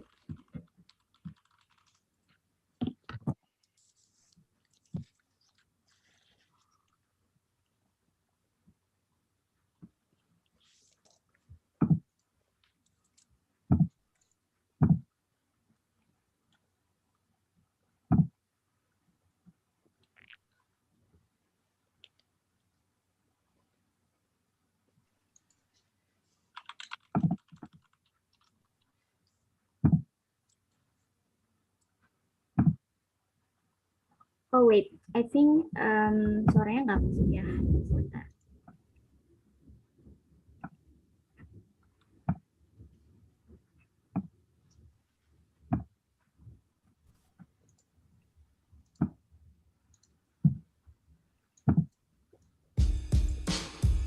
What do you want to be when you grow up? That was the question that was constantly asked throughout my childhood. One that simply made me smile and say, a princess, a taekwondo athlete, a fashion designer, you name it, and if it sounds cool, yup, that's who I'm gonna be. My name is Nicole. I am 16 years old, and if you ask me the same question today, it would probably go something like this. Hey Nicole, what do you want to be? I'm not sure. I don't know yet. You're probably thinking, it's not that deep. You're just making it more complicated than it actually is. Is it though? Is it really just me? I'm sure there are many teenagers out there that still struggle to answer this question, because really, we don't know what life has in store for us.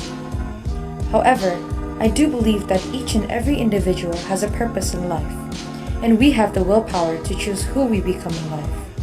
Maya Angelou once said, "If you don't like something, change it. If you can't change it, change your attitude." Cool, right? The way we have complete control over our attitude and perspective plays a huge role in our success. I aspire to be a confident Nicole, who speaks her mind and is not afraid of failure, because she knows that she is capable of many things. I aspire to be a creative Nicole, with innovative ideas by communicating with others, sharing stories, and changing the lives of many through filmmaking. One of the fundamental aspects of life I am forever grateful for is my education. Whether it may be in school or at home, I strive to learn all things new and challenging, because I believe that knowledge will bring us the opportunity to make a difference in the world. Being proactive is the best way to improve my learning experience, by practicing to focus on what I can control instead of what I can't. Habits such as waking up earlier in the morning and reading, rather than opening my phone, is a new habit I'm glad to practice. Although I am still learning to stay consistent with my schedule, progress is still progress. We are given the time and choice to nurture ourselves, and learning has made me realize that time is limited. I choose to learn because I love to explore new things and take a risk to see where my potential truly lies. In order to try new things, we need to be willing to learn, and I believe knowledge gives us the confidence to take on the world. True leaders, like my mom always told me, understand that they are responsible for their own happiness or unhappiness, and don't blame others for their own actions and feelings. I'm a leader in my own way, at home with my brothers. Imagine being the eldest daughter of 3 younger brothers. That's one cool sister right there. All her brothers must be really handsome, smart, funny, and amazing, just like the sister. All jokes aside, being a leader means much more than just a chief, commander, whatever the status of a leader is. For me, it means being an empathetic sister, who is willing to listen to her brothers, a selfless person who puts others first, an individual with the ability to connect with others to reach success. A true leader has a win-win mindset, not just for themselves, but also for others. I have the tenacity to push myself to take on new opportunities, and I will continue to do so by learning and engaging in more activities that will strengthen my skills. I will improve to become a leader who is aware of the essence of time and has the ability to execute ideas in any given situation. Ultimately, I aspire to be the Nicole who is unapologetically herself, who is empowered by her strength and capabilities, and is resistant towards anything that makes her think otherwise. I am unapologetically me.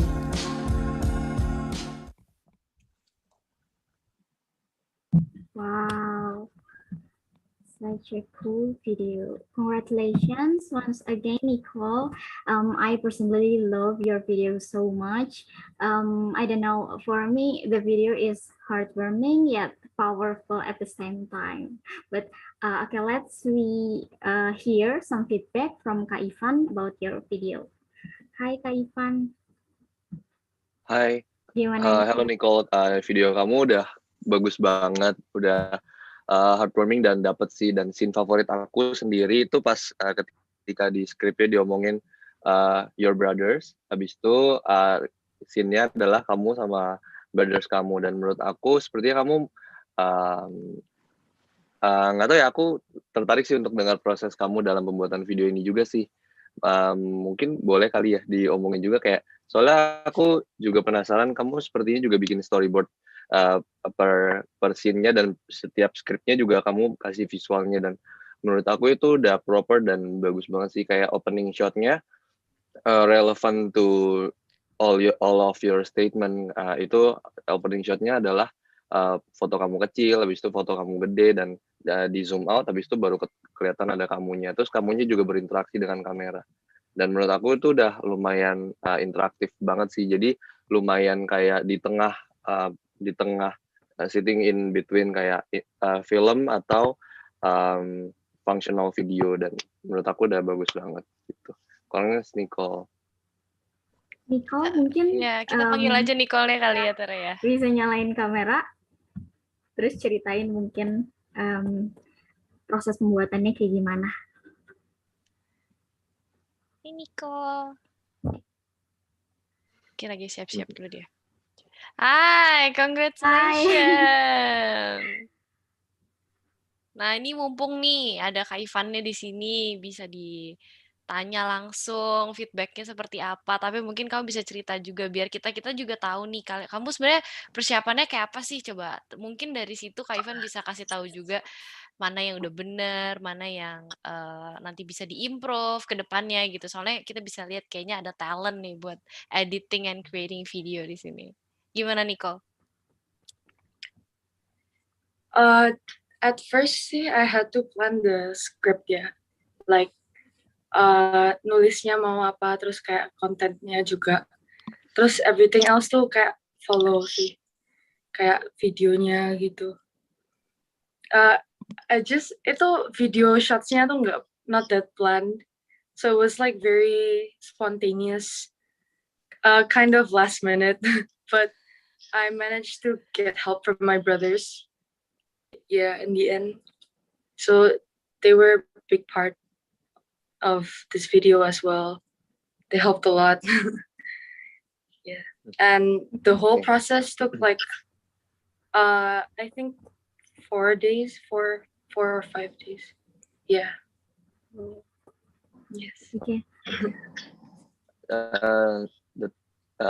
Bagus sih ada thought kayak kamu masukin flashback scenes kayak scenes kamu pas di sekolah, habis itu kayak ada juga itu sih scene yang sama brothers kamu yang menurut aku itu one of a kind dan kreatif aja. Mungkin kamu bisa lebih pelajarin kalau lebih baca-baca buku tentang filmmaking sih dan cinematography techniques dan obviously voice over-nya kamu harus rekam lebih jauh sih. Ini secara teknis aja sih gitu supaya nggak terlalu pecah suaranya gitu. Oke, ini ya kalau aku juga mau nanya nih, aku penasaran. Jadi pas lagi kalau memang dari Kak Ivan sendiri nih, kalau mau bikin video, mungkin ini kan sebenarnya videonya simple ya, kayak mungkin bisa dari video-video yang lama atau shot-shot yang gampang gitu. Nah, sedangkan kalau misalnya kayak gitu tuh penting nggak sih sebenarnya storyboard dan kayak cara simple buat bikin storyboard tuh kayak apa? Ditulis aja kah? Apakah harus kayak digambar kecil-kecil yang kayak posisi orangnya nanti di mana? Harus ada ini itunya gimana gitu? Oke, first of all, ini pertama banget ya dalam pembuatan sebuah video atau visual story making. Di dalam sebuah video itu kita sama nih kayak mau bikin painting misalkan. Kita harus tahu karya kita ini nantinya bakal ngomong tentang apa. Audiens setelah kita nonton video kita bakal ke depannya bakal tahu apa dan apa yang akan mereka dapat. Jadi yang paling pertama yang harus kita state adalah kita harus tahu statement kita apa di video. Statement itu sifatnya statement itu lebih ke katanya lebih singkat-singkat, bukan kayak sinopsis. Kalau sinopsis kan kayak the whole cerita tuh seperti apa gitu ya gambaran ceritanya. Kalau statement tuh misalkan kayak woman empowerment. Nah, itu statementnya. Itu statement yang mau ditaruh di videonya gitu. Singkat, padat, jelas, dan cukup satu kalimat gitu aja. Oke, gitu. jadi itu yang nantinya bakal dikembangin lagi gitu ya? Betul banget. Nah, dari statement itu baru bisa berkembang jadi visual, jadi script, jadi storyboard. Nah, itu baru masuk ke tahap perencanaannya gitu sih. I see. Kalau Nicole jadi kemarin go through itu juga nggak? Gimana caranya kamu ngurutin kayak aku mau bilang ini dulu gitu.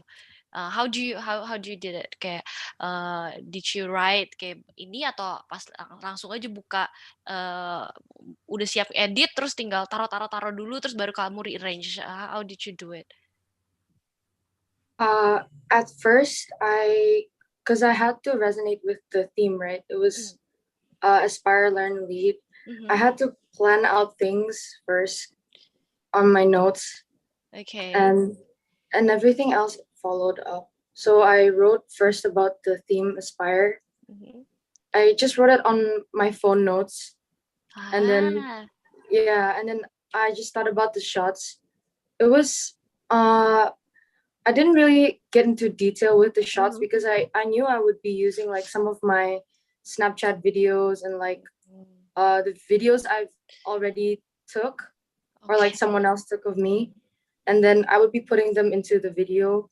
But like the added shots, like the first scene and like some others, it was because I felt like it needed to be there for the flow of the story, like what I was trying to say. I see. And how long did you take buat kayak planning dari kayak oh ini nih urutannya mau ini deh. Oke, mulai deh ngumpulin shotnya gitu. How long did it take? It took 4 days, I think. So 4 days. 4 days. It was kind of Keren banget. Iya, iya. Nah, menurut Kak Ivan gimana tuh? Kayak 4 hari itu sebenarnya emang wajar kalau orang tuh prepare tuh lama atau memang apa yang menentukan gitu? Maksudnya standarnya tuh apa sih gitu kalau harus seminggu nih jangan cepet-cepet atau kalau 1 hari tuh bakal kecepetan pasti ada yang miss deh gimana sih biasanya kalau ngasih advice mengenai preparation sebelum masukin kumpulin footage and everything. Ya, sebenarnya filmmaking yang kayak aku pelajarin juga, sebenarnya kayak tadi yang kamu bilang, kamu teliti, kamu lihat notes-nya kamu lihat per shot, dan itu sebenarnya sampai sekarang pun aku masih menggunakan proses itu juga, karena kita bisa tahu ide kita tahu ide kita, maksudnya kayak kadang-kadang kan lagi random aja, lagi atau lagi nyetir, ada ide baru terus baru dicatat. Nah, dari mulai proses pencatatan itu tuh udah dimulai proses pre-production, kalau kita sebutnya tahap itu namanya pre-production. Nah, pre-production tuh sangat broad ya, sangat bisa panjang banget, bisa kalau pre-production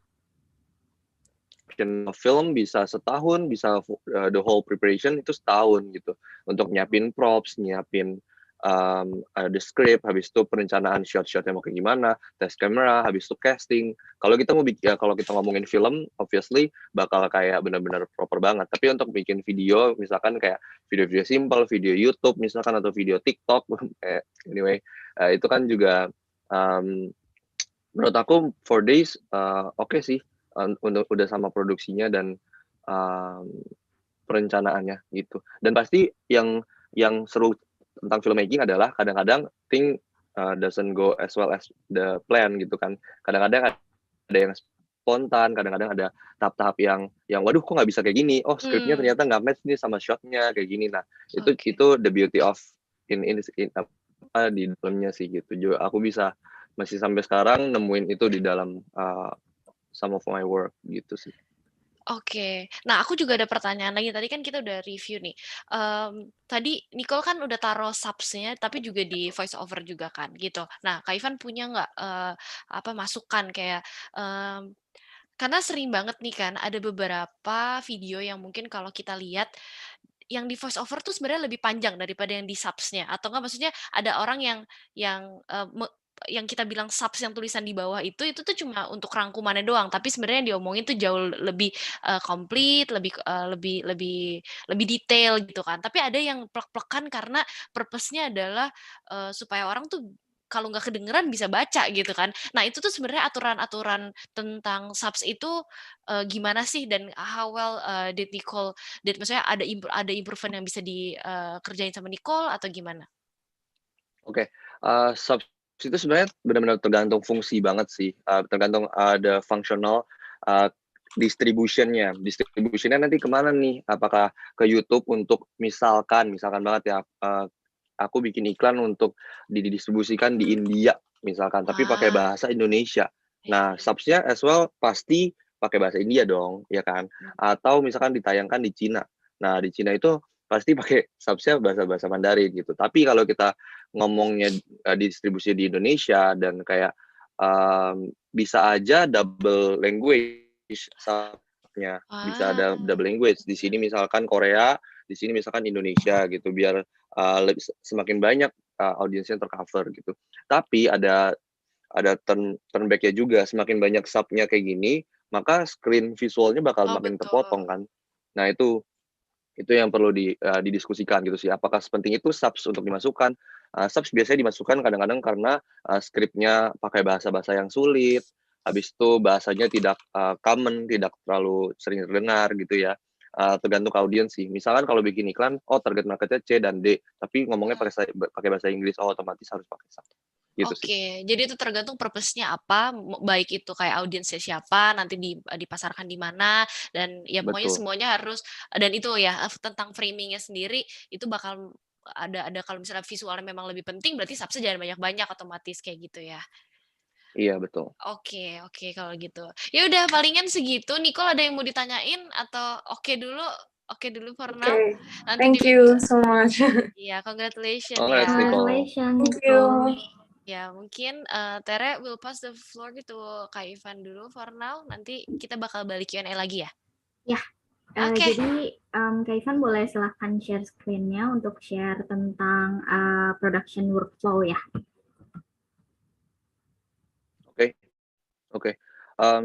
Sebentar. Aku bakal pertama kasih ini ya, video reel apa aja yang pernah aku buat ya. Boleh.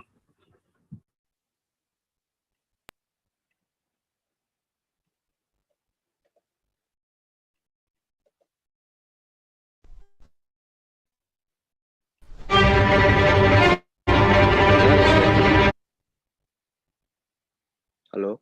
Ya, kedengeran kok. Oke. Sudah oke.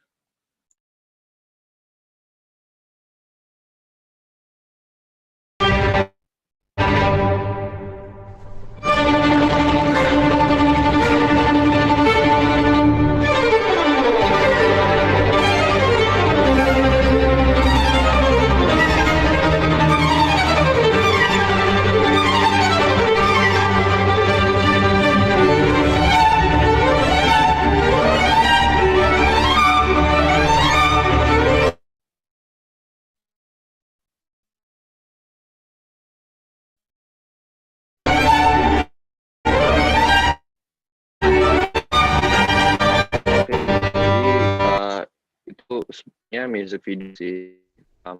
Jadi sebenarnya kayak dan fashion di sini aku mau menjelaskan tentang production workflow. Oke. Jadi sebenarnya awal-awal banget kalau mau ngomong aku cerita dulu deh ya. Ini semua terakhir kalau screen kedengeran. Oke. Halo? Iya, ini suaranya Kak Ivan agak breaking up sedikit. Agak putus-putus suaranya. Oke. Udah, Jadi aku udah mau oke sekarang. cerita dulu ya guys.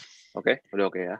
Aku mau cerita dulu pertama-tama tahap pembuatan ATF visuals. Jadi sebenarnya pertama-tama itu sama banget prosesnya kayak Nicole pas aku umur 16 tahun, 17 tahun aku bikin video, suka bikin video gitu ya, daily.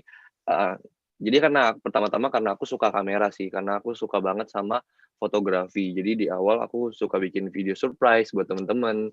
Habis itu suka bikin video sama nih film tugas juga, tugas biologi aku ingat waktu itu untuk menjelaskan gimana caranya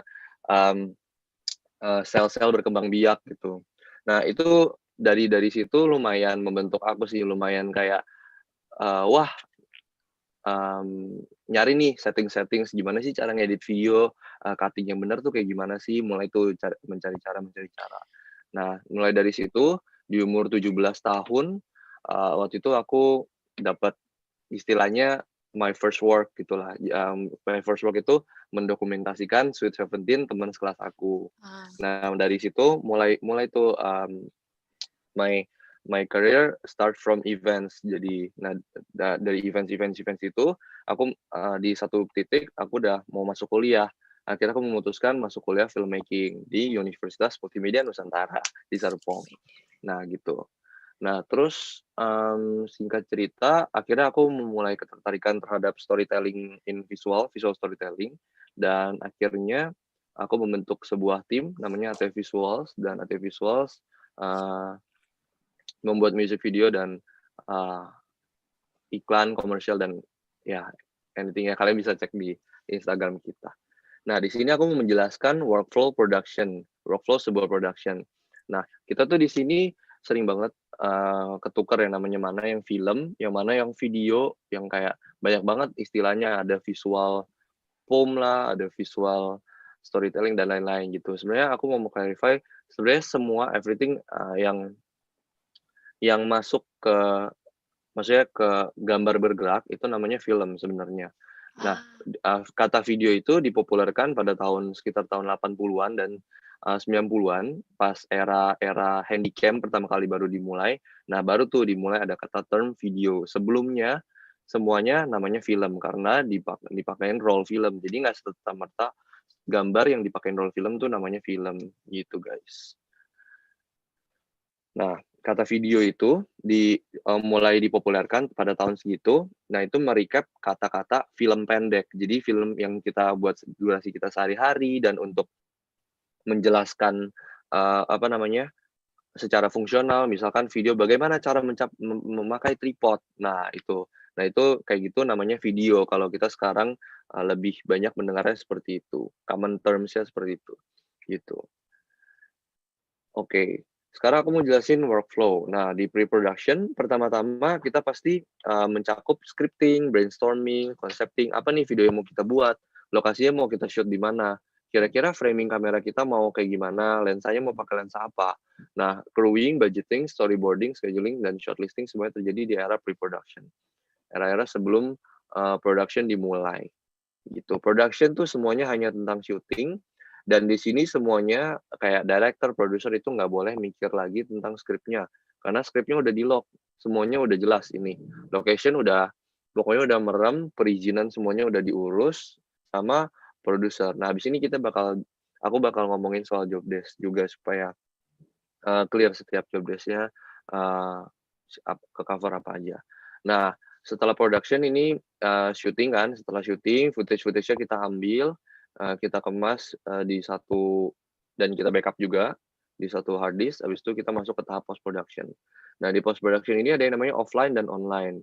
Nah, offline ini adalah proses editing di mana kita hanya nge-cut gambarnya aja. Jadi kita tahu rough cut kira-kira gambarnya akan di-cut sampai di sini dan scene apa aja yang akan dipakai di dalam film atau di dalam videonya gitu. Nah, setelah itu masuk ke online. Online ini adalah tahap di mana kita memasukkan kayak animasi-animasi, VFX, color grading. Nah, ini color grading juga di sini. Habis itu ada masukin subtitle juga itu di online editing. Gitu. Nah, setelah itu baru kita masuk ke sound mixing. Sound mixing ini waktunya berjalan bersamaan sama offline. Jadi ketika udah offline, berjalan seiringan dengan sound mixing, lalu kita baru masuk ke online. Gitu. Setelah post production kita masuk ke distribution.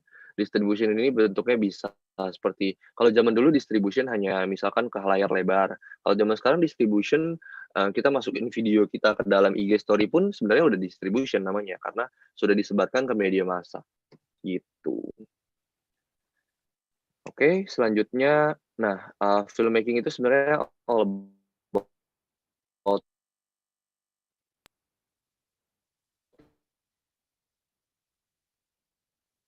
work. Nah, job desk. Nah, ini job desk di 3. Suaranya putus-putus lagi tadi sampai di ini job desk-nya gitu. Oke, halo? Kayaknya Kak Ivan nggak dengar kita juga ya kayaknya. Oh, mungkin. Delay. Sebentar ya, kita tunggu his mic. Mungkin aku tulis di chat ya. Kita tunggu. Oh, oke. He's back. Masih on mute sekarang. Tadi sampai dikasih lihat foto itu, terus menghilang. Halo? Halo, Sorry banget. iya. Gak apa-apa, gak apa-apa. Jelek. Iya, emang kalau udah mendung suka gitu. Kita di sini juga, cuma kebetulan hari ini kita nggak apa-apa. Oke, gak aku apa-apa. share screen lagi ya, sebentar. Ya, tadi sampai di foto itu. Bagian job desk ya. Oke. Tapi fotonya bagus kalian banget nih. Kalian semua di Surabaya ya berarti ya? Enggak, kita di Jakarta. Oh, kalian di Jakarta, tapi Ya, pesertanya di Surabaya. Ada macam-macam juga nih dari Jakarta, Surabaya, Oke. dan dari Bandung juga. Wow. Oke, keren. Di Bandung. Oke, jadi job desk ini sebenarnya merecap banyak divisi istilahnya. Seperti kita mau masuk organisasi, di situ ada ketua kelas, ada sekretaris, ada bendahara, dan lain-lain gitu. Kalau di filmmaking, ketua kelasnya namanya produser. Produser ini yang punya filmnya.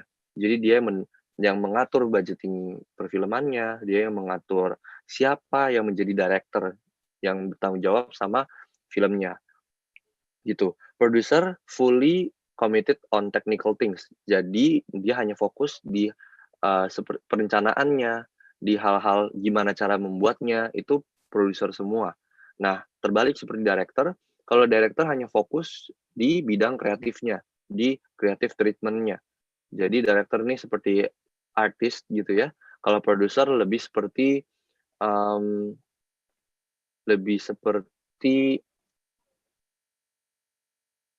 orang lapangan gitu istilahnya. Jadi orang lapangan yang mengeksekusi gitu. Kalau director itu yang tadi yang ngomongin kreatifnya, tapi di sini director juga harus memiliki leadership skill, di mana dia bisa mengutarakan creative treatment-nya ke kru-krunya, kru-kru di bawah dia gitu ya. Skill komunikasi ini penting banget, di mana director harus memiliki kedua ini, yaitu kreatif dan skill komunikasi, di mana salah satunya nggak balance gitu ya, jadi bisa berakibat buruk gitu. Nah, di bawah director sendiri ada yang sering banget dikenal sebagai director fotografi, alias kalau mama-mama kita biasanya bilangnya kameramen. Nah, director fotografi ini dia yang sebenarnya bukan hanya megang kameranya saja. Megang kamera tuh cuman pada saat hari H production tadi. Tapi sebelumnya dia merencanakan frame-nya mau seperti apa, lighting mood-nya mau seperti apa, blocking-nya dia akan diskusikan dengan director. Jadi director dan director fotografi ini akan berdiskusi membuat storyboard. Nah, storyboard-nya framing akan seperti apa, blocking-nya. Karena kita juga as well bisa storytelling melalui blocking gitu ya. Misalkan mamanya berdiri dan anaknya sedang duduk. Nah, ini kita dikasih tahu filmmaker-nya bahwa mamanya ini sedang memegang power di dalam anaknya gitu ya misalkan. Nah, direktur fotografi ini juga ngomong nih sama art director. Art director ini yang berkuasa tentang warna di filmnya, tentang mood di film di suatu scene-nya seperti apa, props yang akan dimasukkan untuk mendukung ceritanya yang mana gitu ya. Nah, ini fungsinya art director. Jadi mereka bertiga ini akan selalu berdiskusi bersama, director, art director, dan director fotografi gitu. Sound director ini adalah yang mendesain dari segi sound, dan dia akan mengatur ke scoring dan musicnya juga. Scoring itu namanya music di filmnya gitu ya. Nah, nanti setelah semuanya ter-recap dan semuanya ter-shooting footage-nya, mereka akan mengirim footage-nya ke editor. Nah, editor ini bertugas langsung di bawah director. Mereka berdua biasanya yang mengedit videonya. Kalau director and art director biasanya udah lanjut ke project lain misalkan. Nah, director sama editornya ini yang pusing setelahnya gitu.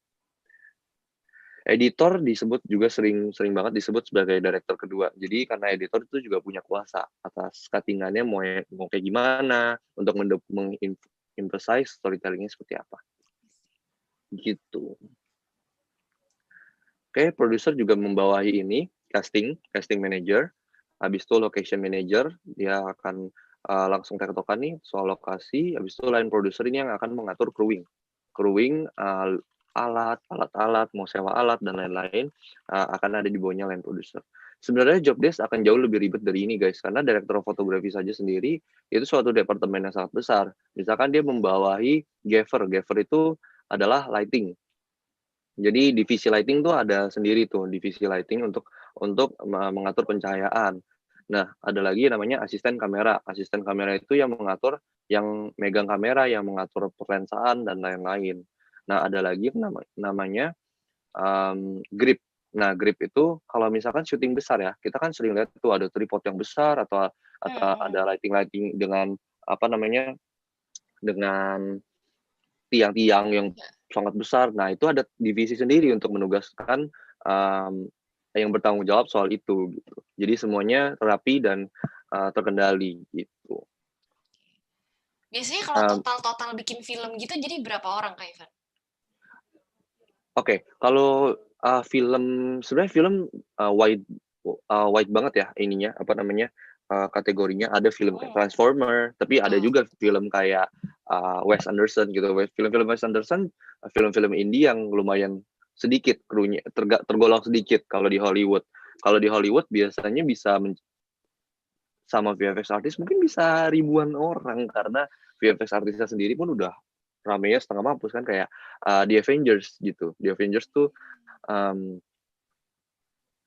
ya produksi yang masif lah gitu. Tapi kalau kita bicara di Indonesia bikin film indie seperti aku gini bikin music video misalkan itu biasanya di bawah 50 orang gitu. Dan yang paling banyak biasanya rame ya bisa ber-80 dan kayak pusing mikirin makanannya gitu, mikirin cateringnya. Ya itu tuh di luar ini ya, itu masalah tim bisnis ya, itu berarti masih ada yang buat makan, buat ini roastering Bener dan banget. segala macam Nah, ya. iya kalau makanan catering ini di bawahnya line producer. Jadi produser ini pokoknya soal teknis, dia makanan, lokasi, crewing. Dah kalau kru belum dibayar, nah ini itu produser. Oke, Gitu, noted, ya. thank you. Iya. Oke, ini juga mood board karena sebenarnya basic. Sebenarnya film director tuh macam-macam. Ada yang mulai dari producing, ada yang mulai dari scripting, ada yang mulai dari sound misalkan. Jadi dia peka sama sound dan lain-lain. Ada yang mulai dari art. Kalau yang mulai dari art misalkan kayak film-film Wes Anderson kan art heavy banget ya. Yang kayak warnanya ditentukan dan lain-lain. Nah, itu bisa kita tahu nih, oh direkturnya nih cenderung job desk-nya dia akan melekat di art direction. Kayak kalau aku sendiri, aku lumayan melekat di fotografi karena base aku sendiri seperti yang aku ceritain tadi, aku sangat suka di fotografi.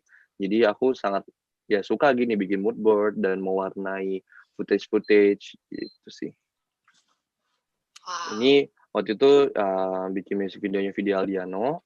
Ini di Bandung juga, ini di Jakarta, bikin Niji, yang nyanyi Laskar Pelangi. Mungkin anak-anak sekarang nggak tahu, nggak tahu ya. Tahu, saya tahu, masih tahu. Oh, tahu ya. Anak-anak belum tentu tahu, tapi anak all in tahu kayaknya. Oke. Ini Ardhito Pramono ya, yang zaman sekarang pasti tahu. Iya, gitu. Oke, bagus banget visualnya. Nah, kalau yang ini ya sama ini juga yang kiri ini penekanan titling sih. Bagaimana titling bahkan sesederhana kayak titling atau subtitle kayak gitu aja. Ini kita sesuaiin nih sama mood dan karakter videonya seperti apa gitu. Kalau cheerful kita akan bikinnya kayak cheerful, kalau vintage kita bikin vintage dan itu semua film itu didesain. Jadi semuanya ada maksudnya kenapa frame-nya masing-masing seperti itu. Gitu.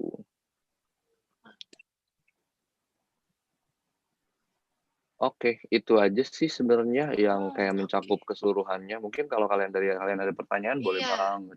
Ada pertanyaan, mungkin ada yang interested buat pursue this degree atau memang kayak aku personally juga senang cuma nggak bakat aja gitu kan. Jadi pengen dengerin, pengen belajar. Tapi mungkin meanwhile yang lain lagi mikir pertanyaannya, mungkin aku mau tanya gitu. Kayak kalau misalnya Kevin kan lebih ke arah fotografi, tapi secara keseluruhan nih pas lagi kerja bareng sama teman-teman itu yang paling challenging menurut Kak Ivan itu di bagian mana? Yang mana sih yang kayak ini nggak relate, kayak I can't kayak totally nggak bisa relate nih sama bagian ini gitu.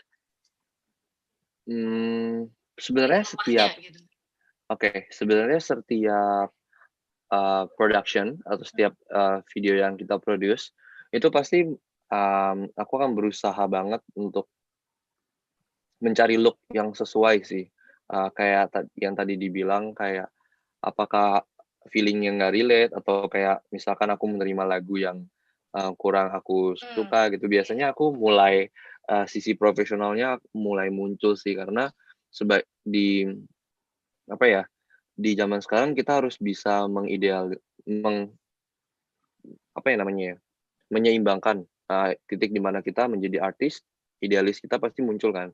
Nah, titik di mana kita menjadi profesional yang benar-benar di-hire, ya udah oke, kita bekerja berdasarkan soft skill dan hard skill kita dan kita as well get paid for it gitu kan. Jadi kita harus bisa juga nih bekerja benar-benar tanpa menjadi sebuah artis. Nah gitu, asal tahu kapan kita bisa speak up tentang apa yang kita hold on untuk sehari-hari gitu, dan apa yang kita percayai setiap harinya, dan kapan kita harus profesional. Gitu sih yang selalu aku tekanin. Iya, soalnya kan idealisme seorang desainer kan itu totally beda ya sama kayak Benar. profesi-profesi yang lain gitu. Nah, jadi pengen tahu juga gitu, pernah nggak ada mungkin bisa sharing case ke kita, kayak dulu pernah nih misalnya present ke mana, mereka nggak suka atau objek beberapa hal nih misalnya di proposalnya, and then how do you convince them untuk ngelihat dari sisi, oh ya ternyata bagus juga gitu. Oke, sebenarnya aku lumayan beruntung sih karena AT Visuals itu lumayan terkarakter kan, berkarakter, kita punya work. Jadi orang-orang yang approach kita automatically udah ngerti, AT Visuals itu seperti apa, karena kita nggak seperti, kategori sebenarnya banyak, production house lainnya yang cenderung untuk seperti bunglon istilahnya kayak, oh kliennya seperti apa kita akan ikutin gitu. Nah, kalau kita lumayan udah start-nya lumayan beruntung karena di music video itu sendiri lumayan menjadi wadah video yang lumayan eksperimental karena fashion masuk, storytelling masuk, performance video juga masuk. Habis itu bisa juga eksperimental yang aneh-aneh juga bisa masuk.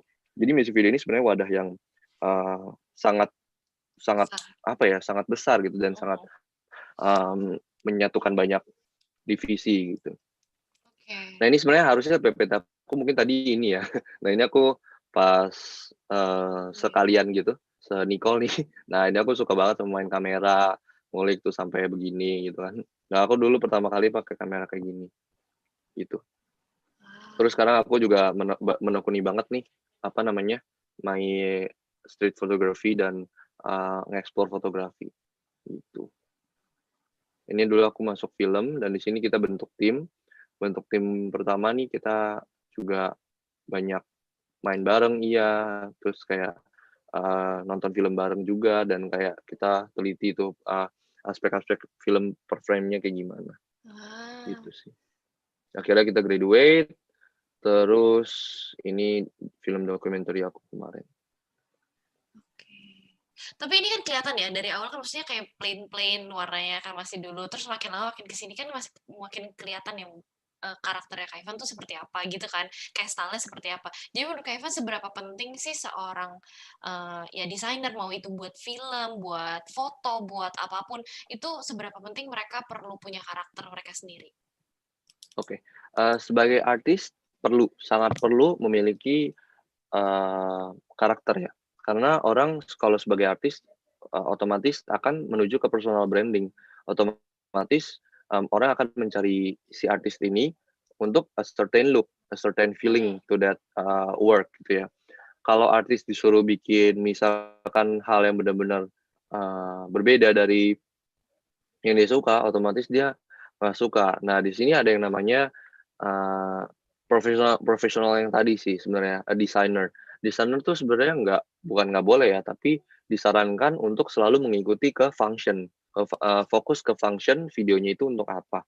Jadi seperti bunglon yang tadi aku bilang, ketika mereka beradaptasi ke ke setiap video yang dibutuhkan beradaptasi, nah dia juga akan selalu tunduk kepada si fungsi yang akan mengemas si videonya itu. Jadi videonya purpose-nya akan selalu kena kalau ada sisi desainernya ini. Makanya sisi direction dan sisi desainernya ini harus selalu seimbang.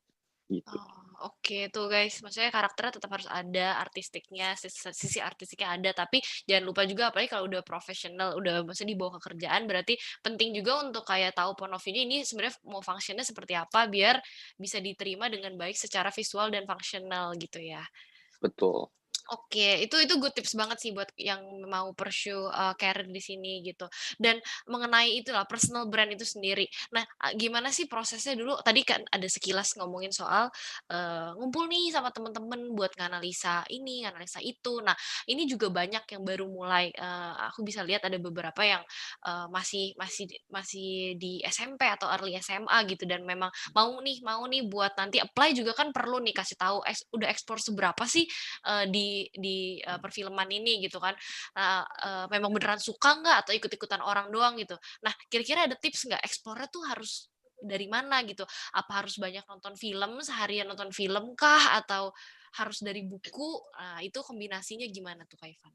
Nah, benar. Sebenarnya nge-explore-nya mulai dari hati kita sendiri sih. Sebenarnya kita sukanya pertama-tama kemana. Misalkan ketika nonton video yang sekarang aku lagi tayangin ini, aku tuh benar-benar excited banget karena sebagai anak kecil dulu aku tuh benar-benar suka yang namanya film perang. Film perang dan history tentang Indonesia bagaimana terbentuknya, G30 SPKI dan lain-lain. Nah, itu aku benar-benar menekuni dan sangat suka. Makanya ketika bikin video ini rasanya effortless banget dan benar-benar rasanya wah ini benar-benar hati gue banget nih di sini gitu. Nah, di situ bisa banget nih kita explore. Nah, dari situ sih sebenarnya dari hal-hal yang kita suka, dari hal sehari-hari atau dari childhood dreams kita gitu juga bisa.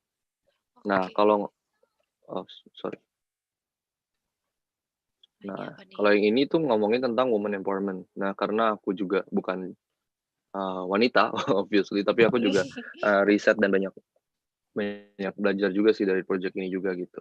Jadi bukan dari aspek visual dan filmmaking juga, kita juga might as well belajar ya dari setiap topik yang kita commit di setiap project, kita juga riset dan kita juga cari tahu history behind it dan kayak iya itu juga penting sih untuk menebalkan untuk menaruh depth di setiap karya kita gitu sih. Jadi Kak Ivan setuju ya kalau misalnya gini, kita mentor all itu selalu bilang academic interest oke nih, misalnya mau belajar bisnis, mau belajar perfilman dan segala macam, tapi harus ada personal interest-nya juga untuk Benar. di-combine gitu kan ya. Apalagi berarti ini kalau di perfilman gini berarti penting banget ya kayak yang personal interest-nya tuh apa untuk kayak ibaratnya mungkin mulainya dari mana bisa dari isu-isu yang dia lihat atau yang dia memang interest gitu, itu bisa di-combine gitu. Bisa banget. Karena sebagai artis kayak misalkan painters deh. Kenapa Van Gogh lukisannya seperti itu? Nah, mungkin itu karena kalau kita tinjau sebenarnya personal story-nya karena live-nya yang sangat distorted, yang sangat bahkan kupingnya nggak ada gitu kan. Nah, jadi mungkin itu bakal ngefek ke si karya artis itu sendiri sebenarnya. Pasti banget sih menurut aku karena kita tergantung ya kecuali kalau artis pasti kan berkarya melalui perasaan dan feeling ya. Kalau biasanya yang seperti desainer itu akan menghilangkan proses-proses feeling itu dan lebih fokus ke fungsional itu sih. Gitu. Oke. Nah, ini aku juga dapat pertanyaan, katanya kan gini, ini aku rephrase aja ya. Jadi kalau orang kan bilang kalau misalnya kerja itu pasti lebih seneng kalau itu tuh hobi gitu kan. Jadi kayaknya hari-hari itu kerasaannya nggak berat gitu. Nah, kalau Kak Iva sendiri udah ngerasain di situ nggak sih? Karena kan kelihatan banget nih ini memang passion-nya dan sekarang nama ATF Visuals juga udah gede dan kita juga udah tahu udah banyak banget collab sama artis-artis gitu sama orang-orang terkenal. Gimana ini coba dong share rasanya tuh gimana gitu kerjain sesuatu yang memang you are passionate about gitu. Oke. Sebenarnya di awal aku sebenarnya struggling juga nih sama yang dimana namanya sebenarnya ya kalau benar-benar dibilangin passion dari awal tuh aku benar-benar passion itu gitu sampai sebenarnya setiap hari itu aku bisa pegang kamera dan benar-benar setiap hari nontonin YouTube tentang fotografi dan tentang filmmaking segitunya gitu. Tapi ada kalanya di mana benar-benar kita tuh dituntut untuk istilahnya bekerja, istilahnya benar-benar harus profesional karena kadang-kadang kita fed up, kadang-kadang bisa juga kita kayak rasanya kayak aduh gila rasanya udah apa ya namanya kreatif tuh kalau digenjot terus-terusan prosesnya bisa burn out. Makanya sebuah seniman tuh pasti dia lari dulu lah ke remote island atau dia mencari holiday dulu lah segala macam gitu. Makanya work life balance tuh penting banget sebenarnya di sini. Dan sebenarnya yang namanya passion aku adalah di fotografi kan yang seperti di awal aku ngomongin. Nah, makanya aku memisahkan aspek itu di hidup aku. Makanya sekarang aku membuat ini Instagram account aku khusus fotografi sendiri. Wow, yuk kita boleh nih kita sama-sama lihat. Ini aja deh website aja. Website, oke. Nah, jadi di sini aku memfokuskan fotografi aku sendiri di luar filmmaking aku. Jadi aku waktu itu udah janji kepada diri aku sendiri, wih, kesannya ini banget ya. Kalau aku nggak bakal mendapatkan uang dari hasil fotografi aku, karena ketika kita mendapatkan uang, waktu itu aku merasa, wah kayaknya kok udah nggak pure banget nih, udah nggak pure lagi, udah Jatuhnya rasanya. pressure gitu ya? Iya benar, rasanya megang kamera kok rasanya udah beda nih sama dulu. Padahal dulu kan gue suka misalkan foto-foto temen nggak jelas gitu, kok sekarang udah nggak suka lagi gitu. Akhirnya pada tahun 2018 waktu itu karena krisis identitas itu juga karena udah maksudnya pas lagi semester 5 waktu itu kayak, wah kok kerjanya foto kan, setiap hari foto dan kayak nggak gini nih, harus dipisahin nih. Jadi waktu itu aku memutuskan udah aku quit photography as a career, tapi aku akan meneruskan fotografi seperti dalam media aku dalam berkarya juga gitu.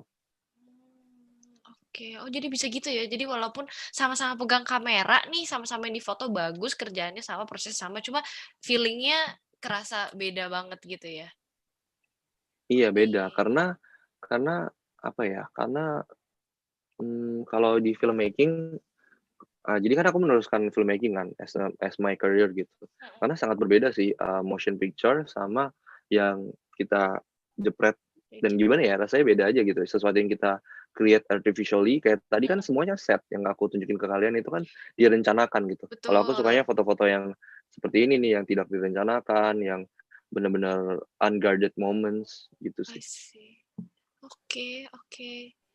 Noted. Thank you banget buat sharingannya. Jadi ya inilah maksudnya kenapa sih kita perlu connect sama professionals yang sudah ada di bidangnya supaya ini juga manage expectation gitu. Karena selalu kita pikir ya kalau misalnya yang ngerjainnya kayak accounting, engineering pasti nanti capek lah. Kalau misalnya suka foto tapi nanti kerjanya di fotografi atau perfilman, oh pasti seneng deh gitu. Nah, ternyata nggak selalu senang gitu, ada pressure dan ada kebosanan itu sendiri walaupun memang ya apalagi kalau udah kerjaan itu kayak lebih dituntut untuk profesional kali gitu. Oke, I guess I don't have any question anymore di aku. Tere juga udah selesai? Ada question lagi? Ya aku juga nggak ada sih. Oke, mungkin sekarang mungkin last message aja, ada pesan apa buat teman-teman yang atau enggak ini ada mama-mama, papa-papa juga nih yang mau mungkin anaknya mau coba suruh explore nih di perfilman atau di fotografi. Nah, mungkin Kak Ivan ada pesan apa? Oke, pesan aku adalah di awal-awal semuanya akan terasa sulit. Semuanya maksudnya akan life nggak semudah itu gitu di awal-awal ya. Di awal-awal kalian pasti harus digenjot terus untuk melakukan apa yang kalian suka, dan itu benar-benar emang harus kalian coba semuanya. Di awal-awal aku akan saranin untuk kalian coba semuanya, sound design, editing, merakit PC kalian sendiri bahkan, atau kayak mencari topik-topik yang kalian sukai, misalkan mencari buku-buku yang interesting menurut kalian, misalkan tentang evolusi manusia misalkan, atau tentang balance dari Japanese culture, ikigai mungkin. Nah, seperti Ivan hilang lagi seru banget. Hilang lagi. Kak Ivan hilang lagi ya? Iya. Sudah kembali nih kayaknya. Tadi sampai di buku kedua tentang Halo ya, sorry. It's okay, it's fine. Gimana, halo? Masih putus-putus. Oke, masih freeze. Halo.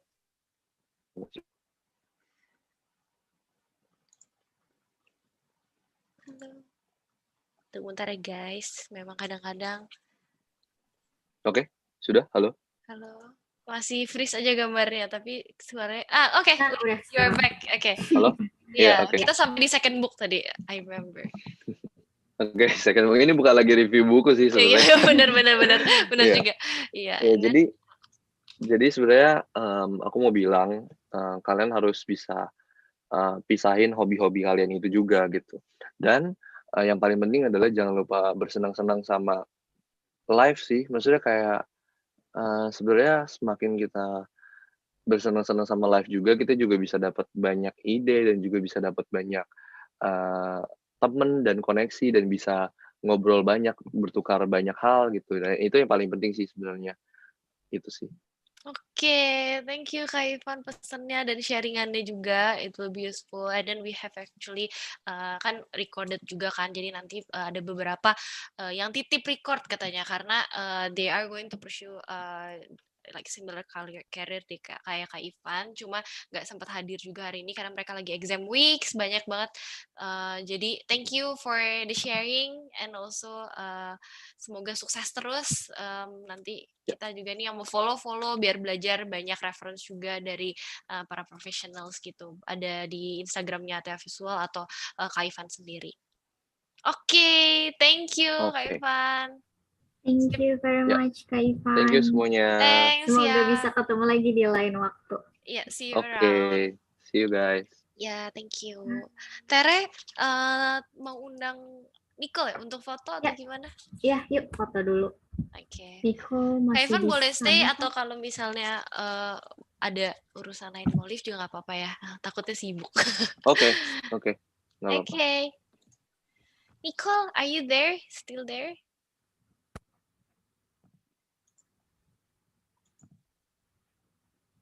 Nicole masih di sini nggak? Takutnya. Kayaknya Nicole-nya udah nggak ada ya? Ini deh. Nanti aja kalau gitu kita collab Nicole. Oke, Ya. lanjut di ini aja ya, di next aja di sini. Aku langsung closing aja. I'll be sharing my screen ya.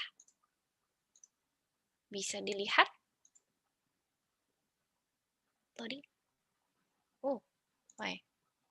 Udah kelihatan belum tadi? Udah. Okay, yes, thank you buat semuanya. So here we are at the end of All In 5th anniversary celebration. So we had a series, but before I want to remind you about a few other things. Kindly fill in the last feedback form, so we can constantly improve ourselves. Ada di box ya, Tere ya. Udah dibantu untuk di share, jadi tinggal klik aja. Oh, Nicole, yeah, it's okay. Jenny atau ini siapa Bu Jenny atau we'll call up Nicole after this. So thank you for staying with us. Thank you for staying with us through the series since last week ya kayaknya. Hopefully those session would help you with your university application preparation, give you some more information, juga bisa kasih inspirasi juga, baik itu mengenai eksplorasinya atau ide-ide tentang apa yang mau dieksplor ke depannya, next step-nya seperti apa, dan jangan pernah ragu untuk kontak All In, because we are always here to help you as much as we can gitu kan, karena kayak untuk exploration aja we will have a few sessions, a few programs coming up. So this is the Patient Explorer Lite. Actually, this is part 2 because we had already the part 1 about the investing already, and this is the Computer Science Patient Explorer Lite, where you guys are going to do bunch of workshop about computer science, which is good for reconfirming your interest and also to level up your computer science skill. And then yeah, this is just like during weekend on the 24th and 25th of April. And the next one, this is the exciting one for your summer activity. So Junior Explorer for middle school students, this is a project-based program combining business, design, and also engineering in an AI machine learning. So you are going to combine within those streams with, as you can see on the right side, the AI based interest exploration. So yes, you're going to deal with a lot of AI thingy, which is, I think it's very cool and it's very much needed because these days, this is one of the most important aspect for a company. So you can join this event for middle school students. And for high school students, this is the Patient Explorer, the 10 days program for you guys, where you'll be paired up with professionals from your chosen field. So you're going to do a project and we are going to collaborate together with Devon. For more information, you guys can contact us. We'll give you the complete information about the program itself, so you can see the details about the program, what are you going to do in those 10 days.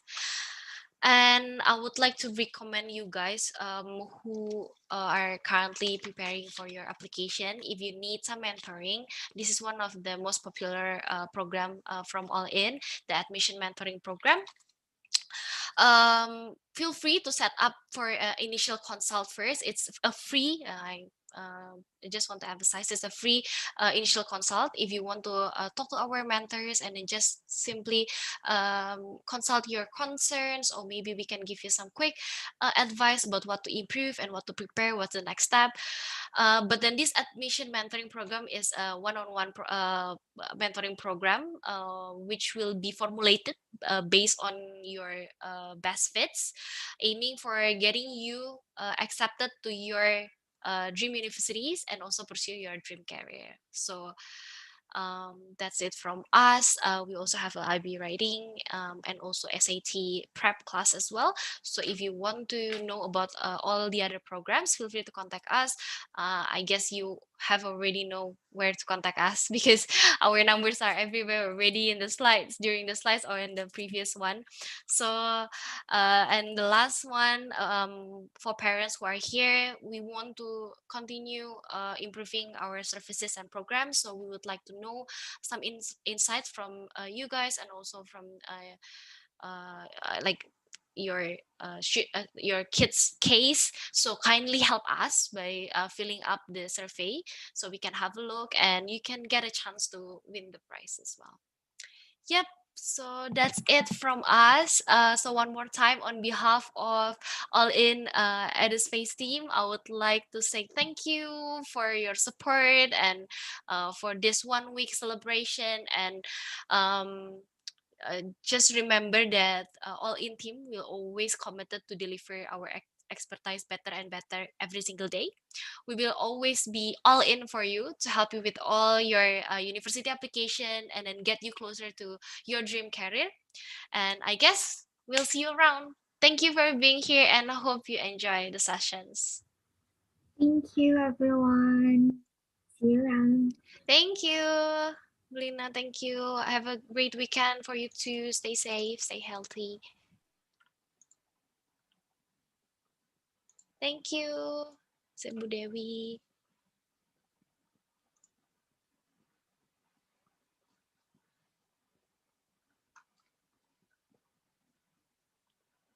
Thank you, Sharon. Thank you, Celine.